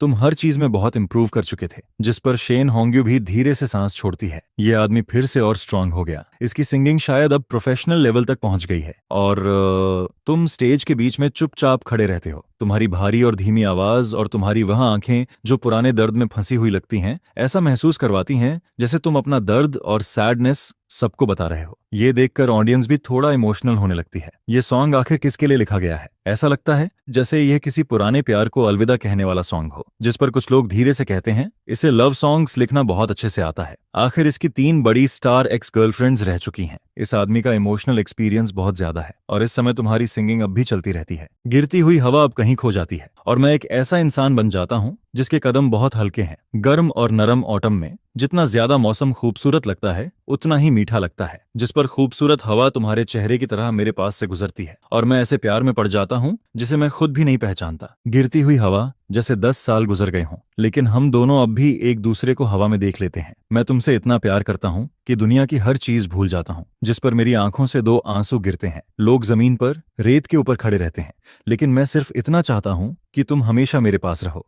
जिस पर सब लोग तुम्हारी सिंगिंग सुनते रहते हैं और कोई भी अपनी नजर तुमसे हटा नहीं पाता। वहां का सीन बहुत शांत होता है। सब लोग पूरी तरह उस सॉन्ग में डूब चुके होते हैं, जिस पर कई लोग अपनी आंखें बंद करके तुम्हारी कहानी सुनने लगते हैं। ऑटम, बिछड़ने का मौसम होता है। मैपल लीव्स रोमांटिक लगते हैं, लेकिन तुम आखिर किसे मिस कर रहे हो? सु मुवान को, यांग शू को, या फिर सॉन्ग यूकिंग को? जिस पर सॉन्ग अब दूसरे हिस्से में पहुंच जाता है और तुम्हारी सिंगिंग स्टेज पर लगातार चलती रहती है। सबसे गहरी और दूर की बारिश हवा के साथ बहती हुई दिखाई देती है और मेरे पास सिर्फ 1 घंटी बचती है। जैसे कोई अजीब सा प्यार जो बहुत गहरा हो, जिसकी आवाज अब ठंडी नहीं लगती, जैसे मैंने उस बंद घंटी को पहन लिया हो। मैंने पूरी लाइफ देख ली है और धीरे धीरे गिरती हुई हवा भी किसी लॉन्गिंग की तरह लगती है, जिस पर मैं पानी और रेत वाले इस ऑटम को गर्म करने के लिए कई दिनों तक रोशनी जलाता रहता हूँ। हवा तुम्हारे चेहरे के ऊपर से गुजरती है और मैं अपने प्यार को गिरते हुए पत्तों में बदल देता हूँ, लेकिन फिर भी मैं अपना दिल नहीं बदल पाता और पलक झपकते ही धीरे से गिरती हुई हवा फिर से लॉन्गिंग जैसी लगने लगती है। मैं आखिर क्यों फीलिंग्स और प्यार के बीच फंसा रहता हूँ और तुमसे प्यार करता रहता हूँ, जिस पर तुम पीछे मुड़ती हो। अपनी आंखों से दुख के आंसू मत गिरने दो, प्यार को जमीन पर टूटने मत दो। मैं सिर्फ इतना चाहता हूँ कि तुम मेरे पास रहो। लेकिन तभी तुम्हें अपना फर्स्ट लव याद आ जाता है, जिस पर तुम्हारे दिल के सबसे अंदर से एक सैडनेस बाहर आने लगती है। लेकिन फिर भी तुम ऐसे बिहेव करते हो जैसे कुछ हुआ ही नहीं। तुम गहरी सांस लेते हो और हल्की कांपती हुई आवाज में कहते हो थैंक यू वेरी मच। सब कुछ पहले जैसा ही होता है। तुम तुम हमेशा की तरह झुककर बॉ करते हो, जिस पर ऐसा लगता है जैसे तुमने इस बार फिर से अपना पूरा दिल इस सॉन्ग में डाल दिया हो। और इसी समय वहां मौजूद सब लोग जैसे अचानक रियलिटी में वापस आते हैं। वह तुम्हें स्टेप बाय स्टेप स्टेज से नीचे उतरते हुए देखते हैं, जिस पर ऑडियंस को याद आता है कि कुछ समय पहले तक वे तुम्हें कितनी बुरी तरह गालियां दे रहे थे, लेकिन अब उनके दिल में एक अलग ही फीलिंग आने लगती है, शायद थोड़ा गिल्ट, क्योंकि किसी को गालियां देना इस दुनिया का सबसे आसान काम होता है। लेकिन किसी ने कभी सच्चाई जानने की कोशिश की थी? क्या तुम सच में वैसे ही स्कमबैग हो जैसा सब सोचते हैं? इस समय हर किसी के अंदर बहुत कॉम्प्लिकेटेड फीलिंग्स चल रही होती हैं। कुछ इमोशनल ऑडियंस की आंखें भी लाल हो जाती हैं। यह सॉन्ग सच में बहुत अच्छा था, जिस पर प्रोग्राम टीम के टीचर वांग जुआओ डायरेक्टर की तरफ देखकर कहते हैं, देखा, मैंने तुमसे झूठ नहीं कहा था। यह आदमी अब बहुत हाई लेवल पर क्रिएट कर रहा है। जिस पर ली दाओ भी चुपचाप सिर हिलाता है। मानना पड़ेगा, इसने प्यार बहुत किया है, तभी इसके लव सॉन्ग्स इतने स्ट्रांग हैं। फिर तुम वापस लाउंज में आ जाते हो। जो त्यानमिन बस हल्का सा तुम्हारी तरफ देखता है। बाकी कंटेस्टेंट्स भी ज्यादा रिएक्शन नहीं देते। सिर्फ शेन होंग्यू मुस्कुराकर तुमसे कहती है, टीचर जियांग युन, ये सॉन्ग बहुत अच्छा था, मैं तो आपकी फैन बनने वाली हूँ। जिस पर तुम भी मुस्कुराकर सिर हिला देते हो, लेकिन अंदर से तुम्हारा दिल जैसे आधा बीट धीरे चलने लगता है, क्योंकि इतने ज्यादा वोट्स की तुम्हें भी उम्मीद नहीं थी। होस्ट भी कुछ देर के लिए चुप रह जाता है। वह दोबारा रिजल्ट चेक करता है और फिर बोलता है, कंग्रेचुलेशंस टीचर जियांग युन, आपको 459 वोट्स मिले हैं। जैसे ही यह रिजल्ट सामने आता है, पूरा माहौल एकदम से फट पड़ता है। हर तरफ डिस्कशन शुरू हो जाती है। अरे इतने ज्यादा, क्या जियांग युन इस बार फर्स्ट प्लेस ले सकता है? ये कैसे हो गया? इस स्कमबैग को इतने लोग वोट कैसे दे सकते हैं? जिस पर लाउंज में बैठे बाकी कंटेस्टेंट्स के चेहरे भी बदल जाते हैं। थर्ड ईयर सिंगर तो पूरी तरह हिम्मत हार जाता है। शेन होंग्यू भी थोड़ा सरप्राइज हो जाती है। उसके लाल लिप्स हल्के से खुल जाते हैं और वह हैरानी से कहती है, कंग्रेचुलेशंस टीचर जियांग युन। जिस पर तुम मुस्कुराकर जवाब देते हो, बस थोड़ी सी लक थी, लेकिन तुम्हारे दिल में एक छोटा सा सीक्रेट छुपा होता है। ऐसा लगता है कि तुम्हारा प्लान सच में काम कर रहा है। सिचुएशन धीरे धीरे बेहतर होती जा रही है, जिस पर बाकी कंटेस्टेंट्स की आंखों में थोड़ी जेलसी और एनवी दिखाई देने लगती है। लेकिन जो त्यानमिन का चेहरा सबसे ज्यादा खराब हो जाता है। पहले उसे सिर्फ शेन होंग्यू की चिंता थी और अब तुम भी सामने आ गए थे। अगर सच में कोई उसे पीछे छोड़ देता तो यह उसके लिए बहुत बड़ी बेइज्जती होती। फिर बाकी कंटेस्टेंट्स की परफॉर्मेंस भी खत्म होने लगती है और इस एपिसोड की रिकॉर्डिंग धीरे धीरे आखिर तक पहुंच जाती है, जिस पर ह्वांग मिनग्लांग ऑटम पार्टिंग नाम का रैप सॉन्ग गाता है और उसे 441 वोट्स मिलते हैं। इसके बाद शेन होंग्यू एक लिरिकल स्लो सॉन्ग गाती है। वह स्टेज पर अपनी खूबसूरत बॉडी के साथ खड़ी रहती है। उसकी लेजी सिंगिंग वॉइस में एक अलग ही सॉफ्टनेस होती है और उसकी लंबी लेग्स स्टेज पर धीरे धीरे चलती रहती हैं, जिसे देखकर ऐसा लगता है जैसे सिर्फ उसकी मौजूदगी ही लोगों को अपनी तरफ खींच रही हो। यह सच में देखने और सुनने दोनों के लिए एक एंजॉयमेंट होता है और आखिर में उसे 453 वोट्स मिलते हैं। अब इस समय सबकी नजर सिर्फ तुम और झो तियानमिन पर होती है, क्योंकि अभी तक तुम्हारा स्कोर सबसे ज्यादा था और अब आखिरी में स्टेज पर झो तियानमिन आता है। अगर वह भी तुमसे आगे नहीं निकल पाया तो इस बार फर्स्ट प्लेस तुम्हारा होगा। जिस पर झो तियानमिन स्टेज पर आता है, लेकिन अंदर से वह थोड़ा नर्वस होता है। वह गहरी सांस लेकर खुद को शांत करता है और इस बार वह भी ऑटम थीम पर एक लव सॉन्ग लेकर आया होता है, एक खूबसूरत लव स्टोरी। तुम चुपचाप झो तियानमिन की सिंगिंग देखते हो। हालांकि यह आदमी तुम्हें पसंद नहीं था, लेकिन इसके पास टैलेंट जरूर था। आखिर वह पुराने जनरेशन का सिंगर था और उसकी परफॉर्मेंस में कोई कमी नहीं थी। फिर जैसे ही झो तियानमिन की परफॉर्मेंस खत्म होती है, होस्ट दोबारा स्टेज पर आ जाता है, जिस पर सब लोग उसके वोट्स सुनने का इंतजार करने लगते हैं। टीचर झो के वोट्स अब मेरे हाथ में हैं। यह सुनते ही सब लोग होस्ट की तरफ देखने लगते हैं। झो तियानमिन भी थोड़ा नर्वस हो जाता है, लेकिन जैसे ही होस्ट रिजल्ट देखता है, उसके चेहरे पर भी सरप्राइज आ जाता है, क्योंकि ये गैप बहुत कम था। जिस पर झो तियानमिन का दिल भी तेज धड़कने लगता है। फिर होस्ट धीरे से कहता है, कंग्रेचुलेशंस टीचर झाओ, आपको 460 वोट्स मिले हैं और आप इस गेम के फर्स्ट प्लेस बन गए हैं। सिर्फ एक वोट से तुम झो तियानमिन से हार जाते हो। बाकी कंटेस्टेंट्स बीच में ही रहते हैं। हालांकि झो तियानमिन फर्स्ट इन बलेस को जीत जाता है, लेकिन उसके चेहरे पर खुशी नहीं होती, क्योंकि वह जानता था कि इस बार वह बस एक वोट से बचा है। और तभी ली दाओ अंदर आता है और अगले रूल्स बताता है। अगला एपिसोड सेमीफाइनल होगा, इसलिए इस बार कोई रिस्ट्रिक्शन नहीं होगी। तुम अपना बेस्ट दिखाने के लिए कोई भी सॉन्ग चुन सकते हो। जिस पर सभी कंटेस्टेंट्स के चेहरे फिर से सीरियस हो जाते हैं। सब लोग मोटिवेट हो जाते हैं। हालांकि अब सॉन्ग सिलेक्शन पर कोई रिस्ट्रिक्शन नहीं होता, लेकिन कंपटीशन और भी ज्यादा डेंजरस होने वाला था, क्योंकि अब हर कोई अपना सबसे बड़ा ट्रम्प कार्ड लेकर आने वाला था, जिस पर सिर्फ तुम्हें इससे कोई फर्क नहीं पड़ता। तुम्हारे लिए थीम हो या ना हो, दोनों में कोई खास डिफरेंस नहीं था। आखिर तुम्हारे दिमाग में सॉन्ग्स की कोई कमी नहीं थी। और इसी समय गॉड गिवन सिंगिंग का तीसरा एपिसोड ऑफिशियली ब्रॉडकास्ट हो जाता है। लिन क्विन सोफा पर बैठी रहती है और सिर हिलाती है। उसे लगता है कि अभी तक आने वाले कंटेस्टेंट्स ज्यादा अच्छे नहीं थे, खासकर वह थर्ड ईयर सिंगर जिसने शुरुआत की थी। वह इतना नर्वस था कि उसकी सिंगिंग थोड़ी बिगड़ गई थी। लेकिन फिर जैसे ही तुम्हारा सॉन्ग आता है वह धीरे से बोलती है, यह सॉन्ग शायद एक लव सॉन्ग है जिस पर तुम गाना शुरू करने से पहले अपनी फीलिंग्स को धीरे धीरे बाहर लाते हो। और जैसे ही तुम गाना शुरू करते हो सॉन्ग पहले की तरह ही बहुत हाई लेवल का लगता है, जिसे सुनकर वह पूरी तरह तुम्हारी तरफ अट्रैक्ट हो जाती है। सारा पास्ट तुम क्यों कहते हो कि मैं नहीं बदला? क्योंकि मैं तुमसे प्यार करता हूँ। मैं अब भी तुम्हारी गैर मौजूदगी को सुन नहीं पाता। इस समय सुमुवान भी सोफा पर बैठी होती है। उसकी खूबसूरत लेग्स एक दूसरे के ऊपर रखी होती हैं। वह तुम्हारा सॉन्ग सुनते सुनते पूरी तरह उसमें खो जाती है और उसे खुद भी समझ नहीं आता कि वह यह शो क्यों देख रही है। जिस पर दूसरी तरफ सॉन्ग युक्विन भी बिल्कुल ऐसा ही कर रही होती है। वह आज अपना वैरायटी शो रिकॉर्ड करके जल्दी होटल वापस आ गई थी, सिर्फ तुम्हारा शो देखने के लिए। और जैसे ही आखिर में तुम ऑडियंस की तरफ झुककर थैंक यू कहते हो, उसके दिल में अचानक बहुत सैडनेस आ जाती है, क्योंकि वह जानती थी कि कर्ज चुकाने के लिए तुमने कितना कुछ सहा था। दूसरी तरफ 30 युआन क्रू का काम भी आज खत्म हो जाता है और चू शाओयांग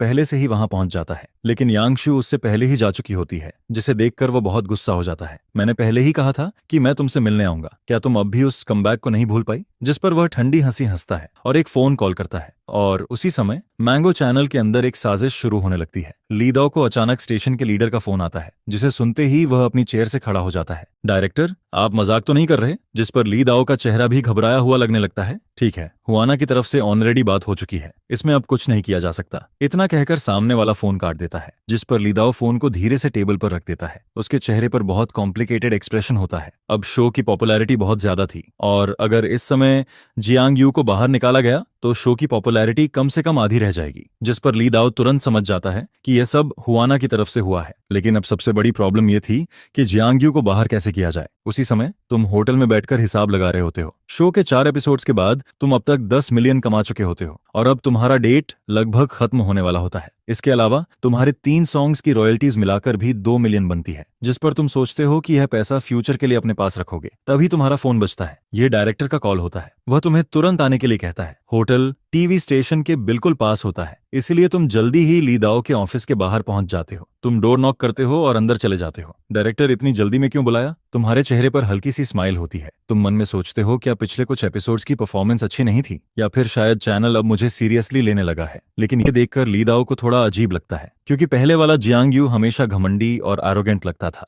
लेकिन अब तुम बहुत शांत और समझदार दिखाई दे रहे थे। जिस पर ली दाओ मुस्कुराकर कहता है, जियांग यू आओ बैठो। तुम उसके सामने चेयर पर बैठ जाते हो, लेकिन उसके एक्सप्रेशन को देखकर तुम्हें भी अंदर से थोड़ा अजीब महसूस होने लगता है। जिस पर तुम सीधे पूछते हो, डायरेक्टर अगर कोई बात है तो सीधे बता दीजिए। यह सुनकर ली दाओ भी कुछ देर चुप रहता है, फिर आखिर वह धीरे से कहता है, तो मैं सीधे बता देता हूँ, लेकिन पहले तुम्हें मेंटली तैयार होना पड़ेगा। यह सुनते ही तुम्हारे अंदर एक बुरा अंदाजा आने लगता है। फिर ली दाओ थोड़ा झिझकते हुए कहता है, कुछ फोर्स में और रीजंस की वजह से अगले फाइनल से पहले तुम्हें हमारा शो छोड़ना होगा। यह कहते हुए वह तुम्हारे चेहरे को ध्यान से देखता रहता है, जिस पर तुम्हारी आंखों में एक पल के लिए शौक आता है। तुम्हारा राइट हैंड हल्का सा कांपता है, लेकिन तुम जल्दी से अपनी मुट्ठी कस लेते हो और अपने चेहरे पर कुछ भी जाहिर नहीं होने देते। कुछ देर बाद तुम शांत आवाज में कहते हो, मैं समझ गया, कंडीशंस क्या हैं? जिस पर ली दाओ कुछ पल के लिए खुद भी चुप रह जाता है, क्योंकि तुम्हारी यह शांति उसे थोड़ी डरावनी लगती है। उसे डर था कि शायद तुम गुस्से में आकर सब कुछ बिगाड़ दोगे, लेकिन तुम्हारे पास अब कुछ भी नहीं बचा था, इसलिए वह नहीं चाहता था कि बात और खराब हो। जिस पर उसके चेहरे की स्माइल धीरे धीरे गायब हो जाती है। फिर वह कुछ देर बाद कहता है, मैं तुम्हें हाहा टूर ग्रुप में रिकमेंड कर सकता हूँ, फ्लाइट गेस्ट के तौर पर। तुम जानते हो इस शो की पॉपुलैरिटी कितनी ज्यादा है और श्रेया भी वहां प्रोड्यूसर है। मैं उससे कहूंगा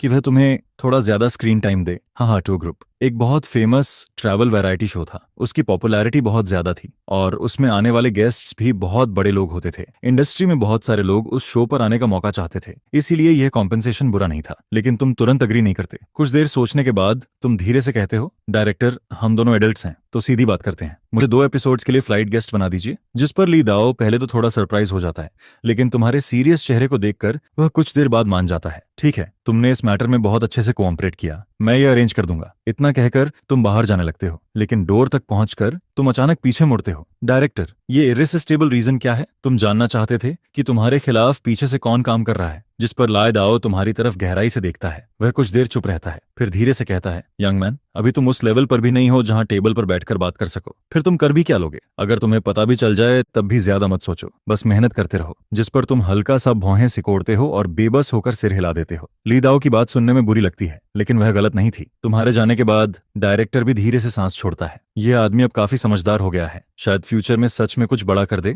इसके बाद होटल वापस आकर तुम बेड पर लेट जाते हो और फिर दोबारा अपना प्लान बनाना शुरू करते हो। गॉड गिवन सॉन्ग के सिर्फ एक और एपिसोड बाकी था। उसके बाद हाहा टूर ग्रुप के 2 एपिसोड्स होंगे और फिर तुम्हारे पास कोई काम नहीं बचेगा जिस पर तुम हिसाब लगाते हो कि इतना पैसा तुम्हारा डेट पूरा खत्म करने के लिए भी काफी नहीं होगा। इसलिए तुम खुद को बस ऐसे ही समझाते हो, अब जब मैं खुद को रोक ही नहीं रहा तो पहले एक ब्रेस्ट चिकन ऑर्डर कर लेता हूँ ताकि शौक थोड़ा कम हो जाए। यह सोचते ही तुम्हारा मूड थोड़ा बेहतर हो जाता है। खाना खाने के बाद तुम फिर गहरी सोच में डूब जाते हो। इस समय सबसे सीधी चीज यही थी कि तुम कोई नॉवेल ट्राई करो, क्योंकि इस दुनिया में कॉपीराइट को बहुत ज्यादा इंपॉर्टेंस दी जाती थी। यहाँ कॉपी करना लगभग इम्पॉसिबल था, इसीलिए राइटर्स की इनकम भी बहुत ज्यादा होती थी, जिस पर तुम बिना देर किए कंप्यूटर खोलते हो और एक अकाउंट रजिस्टर करते हो। अब सवाल ये था कि कौन सी बुक लिखी जाए। तुम सोचते हो कि तुम्हारी अपनी जिंदगी ही इतनी अजीब रही है, जिस पर तुम सीधे उस बुक का टाइटल टाइप कर देते हो और लिखना शुरू कर देते हो। जैसे ही तुम स्टोरी को याद करते हो तुम्हें पता चलता है कि उसकी हर डिटेल तुम्हारे दिमाग में बिल्कुल साफ है, जैसे वह हमेशा से वहीं मौजूद हो। ली हुओ वांग अपने हाथ में दवा पीसने वाला स्टोन उठाता है और बोर होकर उसे मेडिसिन जार में फेंक देता है, जिस पर अंदर रखा जैड मड और लियू गुआंग टूटने लगते हैं और फिर धीरे धीरे वह सब एक शेप लेने लगता है। तुम बहुत तेजी से लिखते हो, सिर्फ 2 घंटे में तुम 10,000 वर्ड्स लिख देते हो और फिर सीधे उसे अपलोड कर देते हो रिव्यू के लिए। ये नॉवेल अर्थ पर भी एक बहुत बड़ी हिट थी। अब देखना यह था कि क्या ये इस दुनिया में भी चल पाएगी। दूसरी तरफ सु मुवान भी अपने म्यूजिक टीचर के भेजे हुए सॉन्ग्स देख रही होती है, लेकिन वह उनमें से किसी से भी खुश नहीं होती, जिस पर उसका मैनेजर उसे समझाता है, मुवान इतना टेंशन मत लो, मैं बाद में कुछ दूसरे टीचर से भी ट्राई करूंगा। अगर फिर भी कुछ नहीं हुआ तो अगले महीने सिंगल मत निकालो, एल्बम आने दो, फिर फैंस को एक साथ सरप्राइज देंगे। लेकिन सु मुवान सिर हिला देती है, नहीं, सिंगल तो रिलीज करना ही पड़ेगा, ये फैंस से किया हुआ प्रॉमिस है। जिस पर मैनेजर भी बेबस होकर सिर हिला देता है, ठीक है, मैं कुछ और टीचर्स से बात करता हूँ, लेकिन खुद को इतना टायर्ड मत करो। हाँ, टूर ग्रुप की तरफ से भी पहले ही अनाउंसमेंट आ चुकी है, तब तुम वहां जाओगी, थोड़ा एंजॉय करोगी और रिलैक्स भी। हाल ही में सु मुवान बहुत ज्यादा काम कर रही थी, जैसे वह जानबूझकर किसी चीज से बच रही हो, और उसे सबसे ज्यादा डर इसी बात का था कि कहीं उसे फिर से जियांग्यू याद ना आ जाए। और फिर जल्दी ही मंडे आ जाता है। गॉड सॉन्ग के 5th एपिसोड की रिकॉर्डिंग शुरू हो जाती है। ऑडियंस एक एक करके अंदर आने लगती है, जिस पर लाउंज में लोग और भी कम हो चुके होते हैं। अब वहां सिर्फ 7 लोग बचे होते हैं और तुम अब भी वहीं बैठे रहते हो। एक हाथ में मिल्क होता है और दूसरे हाथ से स्नैक्स खा रहे होते हो। तभी शेन होंग्यू धीरे से डोर खोलकर अंदर आती है। उसकी स्मूथ और लंबी लेग्स हमेशा की तरह सबका ध्यान खींच लेती हैं। वह सबको आराम से हेलो कहती है और जैसे ही वह देखती है कि तुम्हारे पास वाली सीट खाली है, वह बिना झिझक वहीं आकर बैठ जाती है। टीचर जियांग्यू, इस बार आप कौन सा सॉन्ग गाने वाले हैं? जिस पर तुम्हें उसके बॉडी से आती हुई खुशबू महसूस होती है और तुम्हारी नजर अनजाने में उसके सफेद थाइज पर चली जाती है। फिर तुम हल्का सा मुस्कुराकर कहते हो, अभी सीक्रेट है, स्टेज पर जाओगी तब पता चल जाएगा। तुम्हारे चेहरे की स्माइल देखकर शेन होंग्यू भी हल्का सा मुस्कुराती है। लगता है इस बार टीचर जियांग्यू फर्स्ट प्लेस लेने वाले हैं। आपको खुद पर बहुत कॉन्फिडेंस है। यह सुनते ही बाकी कंटेस्टेंट्स के चेहरे थोड़ा बदल जाते हैं, जिस पर झो त्यानमिन कोई रिएक्शन नहीं देता। वह बस हल्का सा तुम्हारी तरफ देखता है, लेकिन ऊपर से जितना काम दिख रहा था, अंदर से उतना ही पैनिक में था। उसे लगता था कि वह किसी से भी हार सकता है, लेकिन तुमसे नहीं। आखिर तुम उसके लिए सिर्फ एक ट्रैफिक सिंगर थे। जिस पर तुम शेन होंग्यू की बात सुनकर मुस्कुराते हो और कहते हो, फर्स्ट प्लेस तो मैं जरूर लेना चाहता हूँ। आखिर मैं यहाँ कंपटीशन में आया हूँ तो नेचुरली मैं जीतना भी चाहता हूँ। यह सुनकर झो त्यानमिन तुम्हारी तरफ देखता है और कहता है, सिर्फ कंपटीशन में वापस आ जाना काफी नहीं होता। अब ये देखना होगा शाओजियांग कि तुम्हारे पास इतनी एबिलिटी है भी या नहीं। बाकी कंटेस्टेंट्स कुछ नहीं बोलते। चारों तरफ इतना सन्नाटा हो जाता है कि माहौल थोड़ा डरावना लगने लगता है। उसी समय डायरेक्टर रूम में ली डाओ मॉनिटर के सामने बैठा होता है। क्योंकि यह सेमीफाइनल था, इसलिए इस बार उसे हर चीज पर खास ध्यान देना था। शुया भी आज अलग ही लुक में होती है। उसने हाई हील्स पहनी होती हैं और उसकी खूबसूरत लेग्स चलते समय बार बार सबका ध्यान खींचती हैं।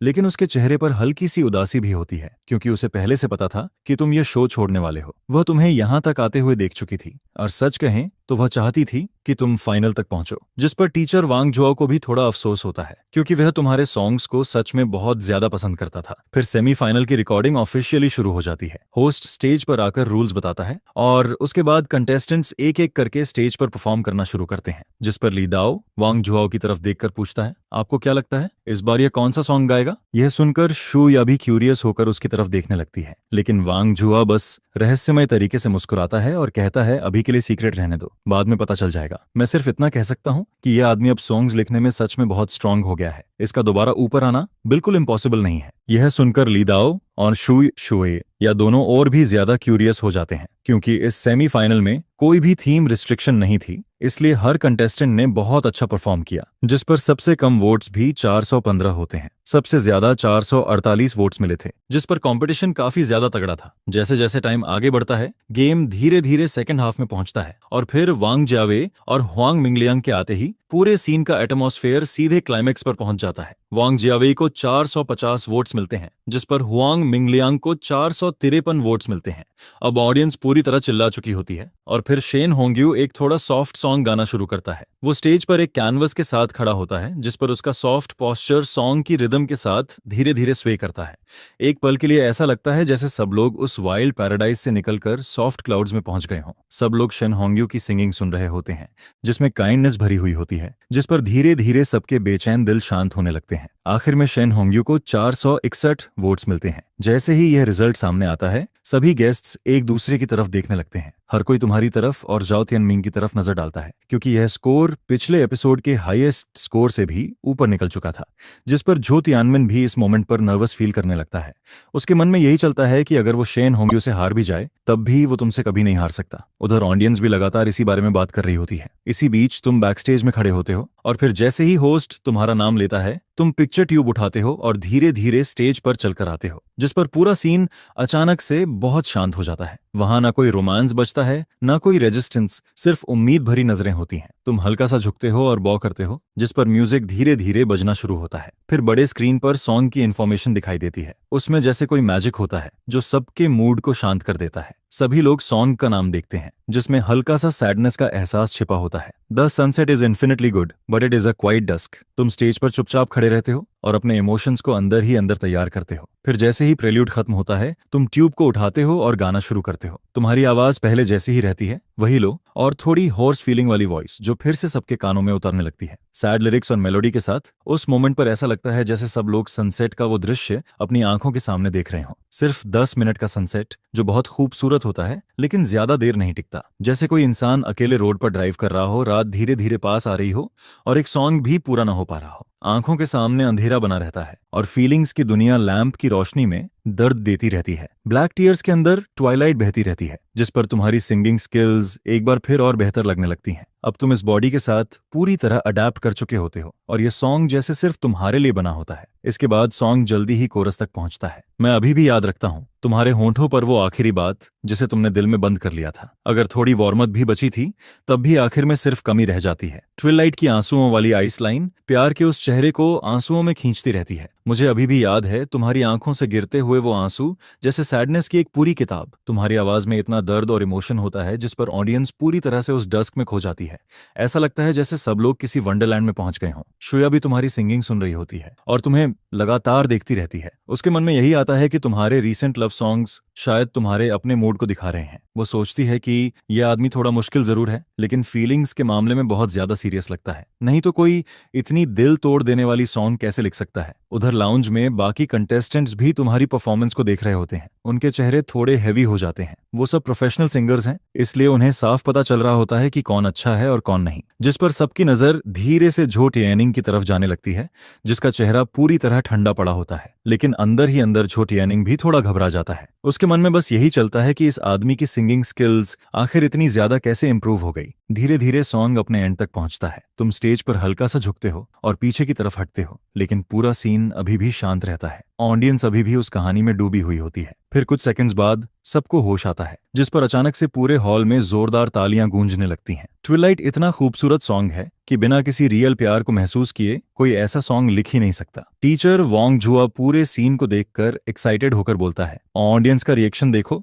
मुझे नहीं लगता इसके वोट्स कम होंगे। जिसके जवाब में डायरेक्टर ली भी वही फील करता है। आखिर यह सेमीफाइनल्स है और शो में तुम्हारा आखिरी स्टेज भी। अब सवाल यही है कि क्या तुम फर्स्ट प्लेस जीत पाओगे। अगर तुम फर्स्ट प्लेस जीत लेते हो तो ये शो के लिए भी बहुत बड़ी बात होगी। इसी बीच वोटिंग चैनल बंद हो चुका होता है। फिर होस्ट स्टेज पर आता है और मुस्कुराते हुए कहता है, अब मैं अनाउंस करूंगा कि इस एपिसोड में टीचर जियांग यू को कितने वोट्स मिले हैं, जिस पर सबकी नजर उसी पर टिक जाती है। यहाँ तक कि साइड में बैकस्टेज पर खड़ा झो तियानिंग भी उसी को घूर रहा होता है। वो मन ही मन गुस्सा कर रहा होता है, बस वोट्स ज्यादा ना हो। फिर होस्ट तुम्हारे वोट्स देखता है, जिस पर उसकी खुद की सांसें थोड़ी रुक जाती हैं। उसके अंदर एक्साइटमेंट और शॉक दोनों होते हैं। फिर वो खुद को संभालता है और कहता है, कंग्रेचुलेशंस टीचर जियांग यू, इस गेम में आपको 469 वोट्स मिले हैं। जैसे ही यह नंबर सामने आता है, पहले से शांत पड़ा पूरा हॉल अचानक फट पड़ता है। हर तरफ से जोरदार तालियां, चिल्लाहट और शोर गूंजने लगता है, जैसे पूरा आसमान टूटने वाला हो। हर कोई इस सॉन्ग से पूरी तरह जीत लिया गया होता है। लोग तुम्हारे लिए खुश होते हैं और साथ ही अपने दिल के अंदर छिपी हुई उन रियल फीलिंग्स के लिए भी, जिन्हें इस सॉन्ग ने बाहर निकाल दिया था। उधर लाउंज में बाकी कंटेस्टेंट्स भी शॉक्ड रह जाते हैं। कुछ लोग हैरान होते हैं तो कुछ के चेहरे पर जलन साफ दिखाई देती है। शेन होंग्यो के मन में भी बहुत कुछ चलता है, लेकिन उसने भी नहीं सोचा था कि तुम्हें इतने ज्यादा वोट्स मिलेंगे, जिस पर हर कोई शौक में तुम्हारी तरफ देखने लगता है। फिर शेन होंग्यो मुस्कुराता है और कहता है, कंग्रेचुलेशंस टीचर जियांग यू, जिस पर तुम हल्का सा स्माइल करते हो और सिर हिलाते हो। सच कहें तो इस एपिसोड में इतने ज्यादा वोट्स मिलना तुम्हारे लिए भी थोड़ा अनएक्सपेक्टेड था। तुम खुद भी थोड़ा सरप्राइज्ड होते हो। जहां तक फर्स्ट प्लेस जीतने की बात है, अब सब कुछ झो तियानमिन पर डिपेंड करता है। इस समय झो तियानमिन भी स्टेज पर आ चुका होता है, जिस पर ऑडियंस उससे काफी उम्मीद लगाए बैठी होती है। उसकी स्ट्रेंथ अभी भी बहुत स्ट्रांग मानी जाती है। पहले कुछ एपिसोड्स में वहां मौजूद बहुत से लोग उसके फैंस थे। वो पिक्चर ट्यूब पकड़ता है और पीछे खड़े म्यूजिकल इंस्ट्रूमेंट टीचर की तरफ हल्का सा सिर हिलाता है, जिस पर टीचर भी उसे ओके का जेस्चर देता है और फिर म्यूजिक धीरे धीरे बजना शुरू होता है। जो तियानमिन एक गहरी सांस लेता है, अपनी मेंटालिटी को एडजस्ट करता है और फिर अपना साउंड फील्ड खोलता है। इस बार वो अपना सबसे अच्छा लव सॉन्ग लेकर आया होता है। सॉन्ग बहुत अच्छा होता है और उसकी परफॉर्मेंस भी ऑलमोस्ट परफेक्ट होती है। लेकिन जब झो तियानमिन गाना खत्म करता है, तब तक उसकी सांसें थोड़ी बिगड़ चुकी होती हैं। परफॉर्मेंस के एंड तक उसकी टेंशन काफी कम हो जाती है। लेकिन जैसे ही वो ऑडियंस की वोटिंग को देखता है, उसका दिल जो अभी थोड़ा शांत हुआ था, फिर से तेजी से धड़कने लगता है। उधर बाकी कंटेस्टेंट्स भी बड़े स्क्रीन को लगातार देख रहे होते हैं, क्योंकि सब होस्ट के वोट्स अनाउंस करने का इंतजार कर रहे होते हैं। सेमीफाइनल होने की वजह से वोट्स अनाउंस होने के बाद बाकी कंटेस्टेंट्स को भी स्टेज पर आकर कुछ बोलना होता है। इसी वजह से ऑडियंस की वोटिंग अभी भी चल रही होती है। इस समय हर कोई चुपचाप फाइनल वोट्स का इंतजार कर रहा होता है। शोया धीरे से पूछती है, तुम्हें लगता है लाओ झाओ ये एपिसोड जीत पाएगा? जिस पर थोड़ी देर चुप रहने के बाद वो खुद ही सिर हिलाती है, थोड़ा मुश्किल है, इस बार वोट्स बहुत ज्यादा हैं। जिसके जवाब में ली दाओ भी सिर हिलाता है। झो तियानमिन के लिए फर्स्ट प्लेस को कंटिन्यू रखना अब बहुत मुश्किल हो चुका था। फिर वोटिंग खत्म हो जाती है और होस्ट पहले थोड़ा सस्पेंस बनाता है। वो कहता है, तो आखिर मिस्टर झाओ को कितने वोट्स मिले हैं? जिस पर एक बार फिर सबकी नजर उसी पर टिक जाती है। जो तियानमिन उसके बगल में खड़ा होता है और उसका हार्ट बीट पहले से काफी तेज हो चुका होता है। होस्ट फाइनल रिजल्ट देखता है और कुछ सेकंड्स तक चुप रहता है। फिर वो बोलता है, आइए कंग्रेचुलेट करते हैं मिस्टर झो तियानमिन को, जिन्हें इस गेम में 459 वोट्स मिले हैं। यह सुनते ही हर कोई पूरी तरह स्टंड रह जाता है। यहाँ तक कि झो तियानमिन के चेहरे पर भी भरोसा ना करने वाला एक्सप्रेशन आ जाता है। उसे यकीन ही नहीं होता, ये कैसे हो सकता है। वो ये मानने को तैयार नहीं होता कि वो 460 वोट्स तक भी नहीं पहुंच पाया। तुमसे आगे निकलना तो दूर, इस बार वो शेन होंग्यू से भी आगे नहीं जा पाया। जिस पर झो तियानमिन को अचानक ऐसा फील होने लगता है जैसे पूरी दुनिया घूम रही हो, उसका पूरा शरीर जैसे वहीं गिरने वाला हो। होस्ट यह देखकर उसे संभालने की कोशिश करता है, लेकिन झो तियानमिन हाथ से मना कर देता है। उसका चेहरा पूरी तरह बुझ चुका होता है। उसकी आंखों में अब पहले वाली चमक नहीं बची होती। उसे यकीन ही नहीं हो रहा होता कि वो सेकंड प्लेस भी सिक्योर नहीं कर पाया। यह बात सच में उसके लिए एक्सेप्ट करना बहुत मुश्किल हो जाता है। यहाँ तक कि ऑडियंस भी एक दूसरे को देखकर शॉक्ड रह जाती है। ओह माय गॉड, जो तियानमिन सच में हार गया, ये तो अनबिलीवेबल है। और जियांग यू ने फर्स्ट प्लेस जीत लिया। तुम्हारे खूबसूरत और काम चेहरे पर भी थोड़ा शौक दिखाई देता है।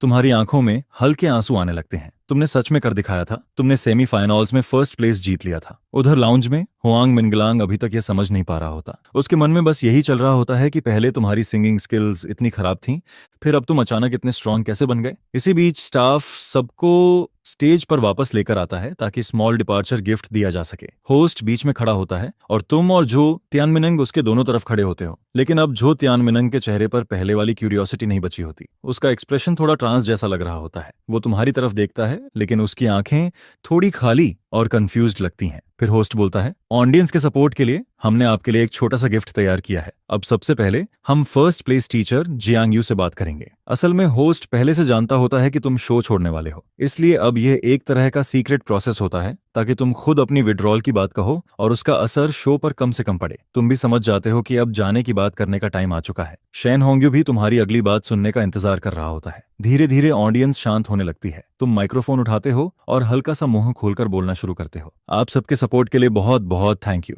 आज सेमीफाइनल्स में फर्स्ट प्लेस जीतकर मुझे बहुत खुशी हो रही है। इसके बाद तुम सबसे पहले काफी देर तक सबका धन्यवाद करते हो। फिर आखिर में तुम कहते हो, लेकिन मैं आप सबसे एक बात कहना चाहता हूँ। पर्सनल हेल्थ और वर्क रीजंस की वजह से मैंने डिसाइड किया है कि मैं अगले कंपटीशन से विथड्रॉ कर रहा हूँ। इस सफर में साथ देने के लिए आप सभी का बहुत बहुत थैंक यू। पहाड़ और नदियां फिर मिलेंगी, हम फ्यूचर में दोबारा जरूर मिलेंगे। ये कहने के बाद तुम एक बार फिर झुकते हो, फिर माइक्रोफोन होस्ट को वापस दे देते हो, जिस पर स्टेज की लाइट अभी भी चमक रही होती है, लेकिन तुम धीरे धीरे मुड़कर स्टेज से नीचे उतरने लगते हो। यह देखकर वहां मौजूद प्रोग्राम टीम को छोड़कर बाकी हर इंसान पूरी तरह शॉक्ड रह जाता है। इसका मतलब क्या है? जियांग्यू ने अभी अभी विड्रॉल अनाउंस कर दिया, वो फर्स्ट प्लेस जीतने के बाद अचानक क्यों चला गया? हर किसी के मन में बस यही सवाल चल रहा होता है, जिस पर ऑडियंस एकदम से फट पड़ती है। पूरा सीन शोर से भर जाता है। शैन होंग्यू तुम्हें जाते हुए देख रहा होता है। तुम्हारी जाती हुई फिगर उसकी आंखों के सामने बार बार आ रही होती है। वो समझ ही नहीं पा रहा होता कि आखिर यह सब हुआ क्या है। उधर बाकी प्लेयर्स के मन में भी अलग अलग थॉट्स होते हैं। कुछ लोग शॉक्ड होते हैं, कुछ को डाउट होता है, लेकिन उनमें से ज्यादातर लोग अंदर ही अंदर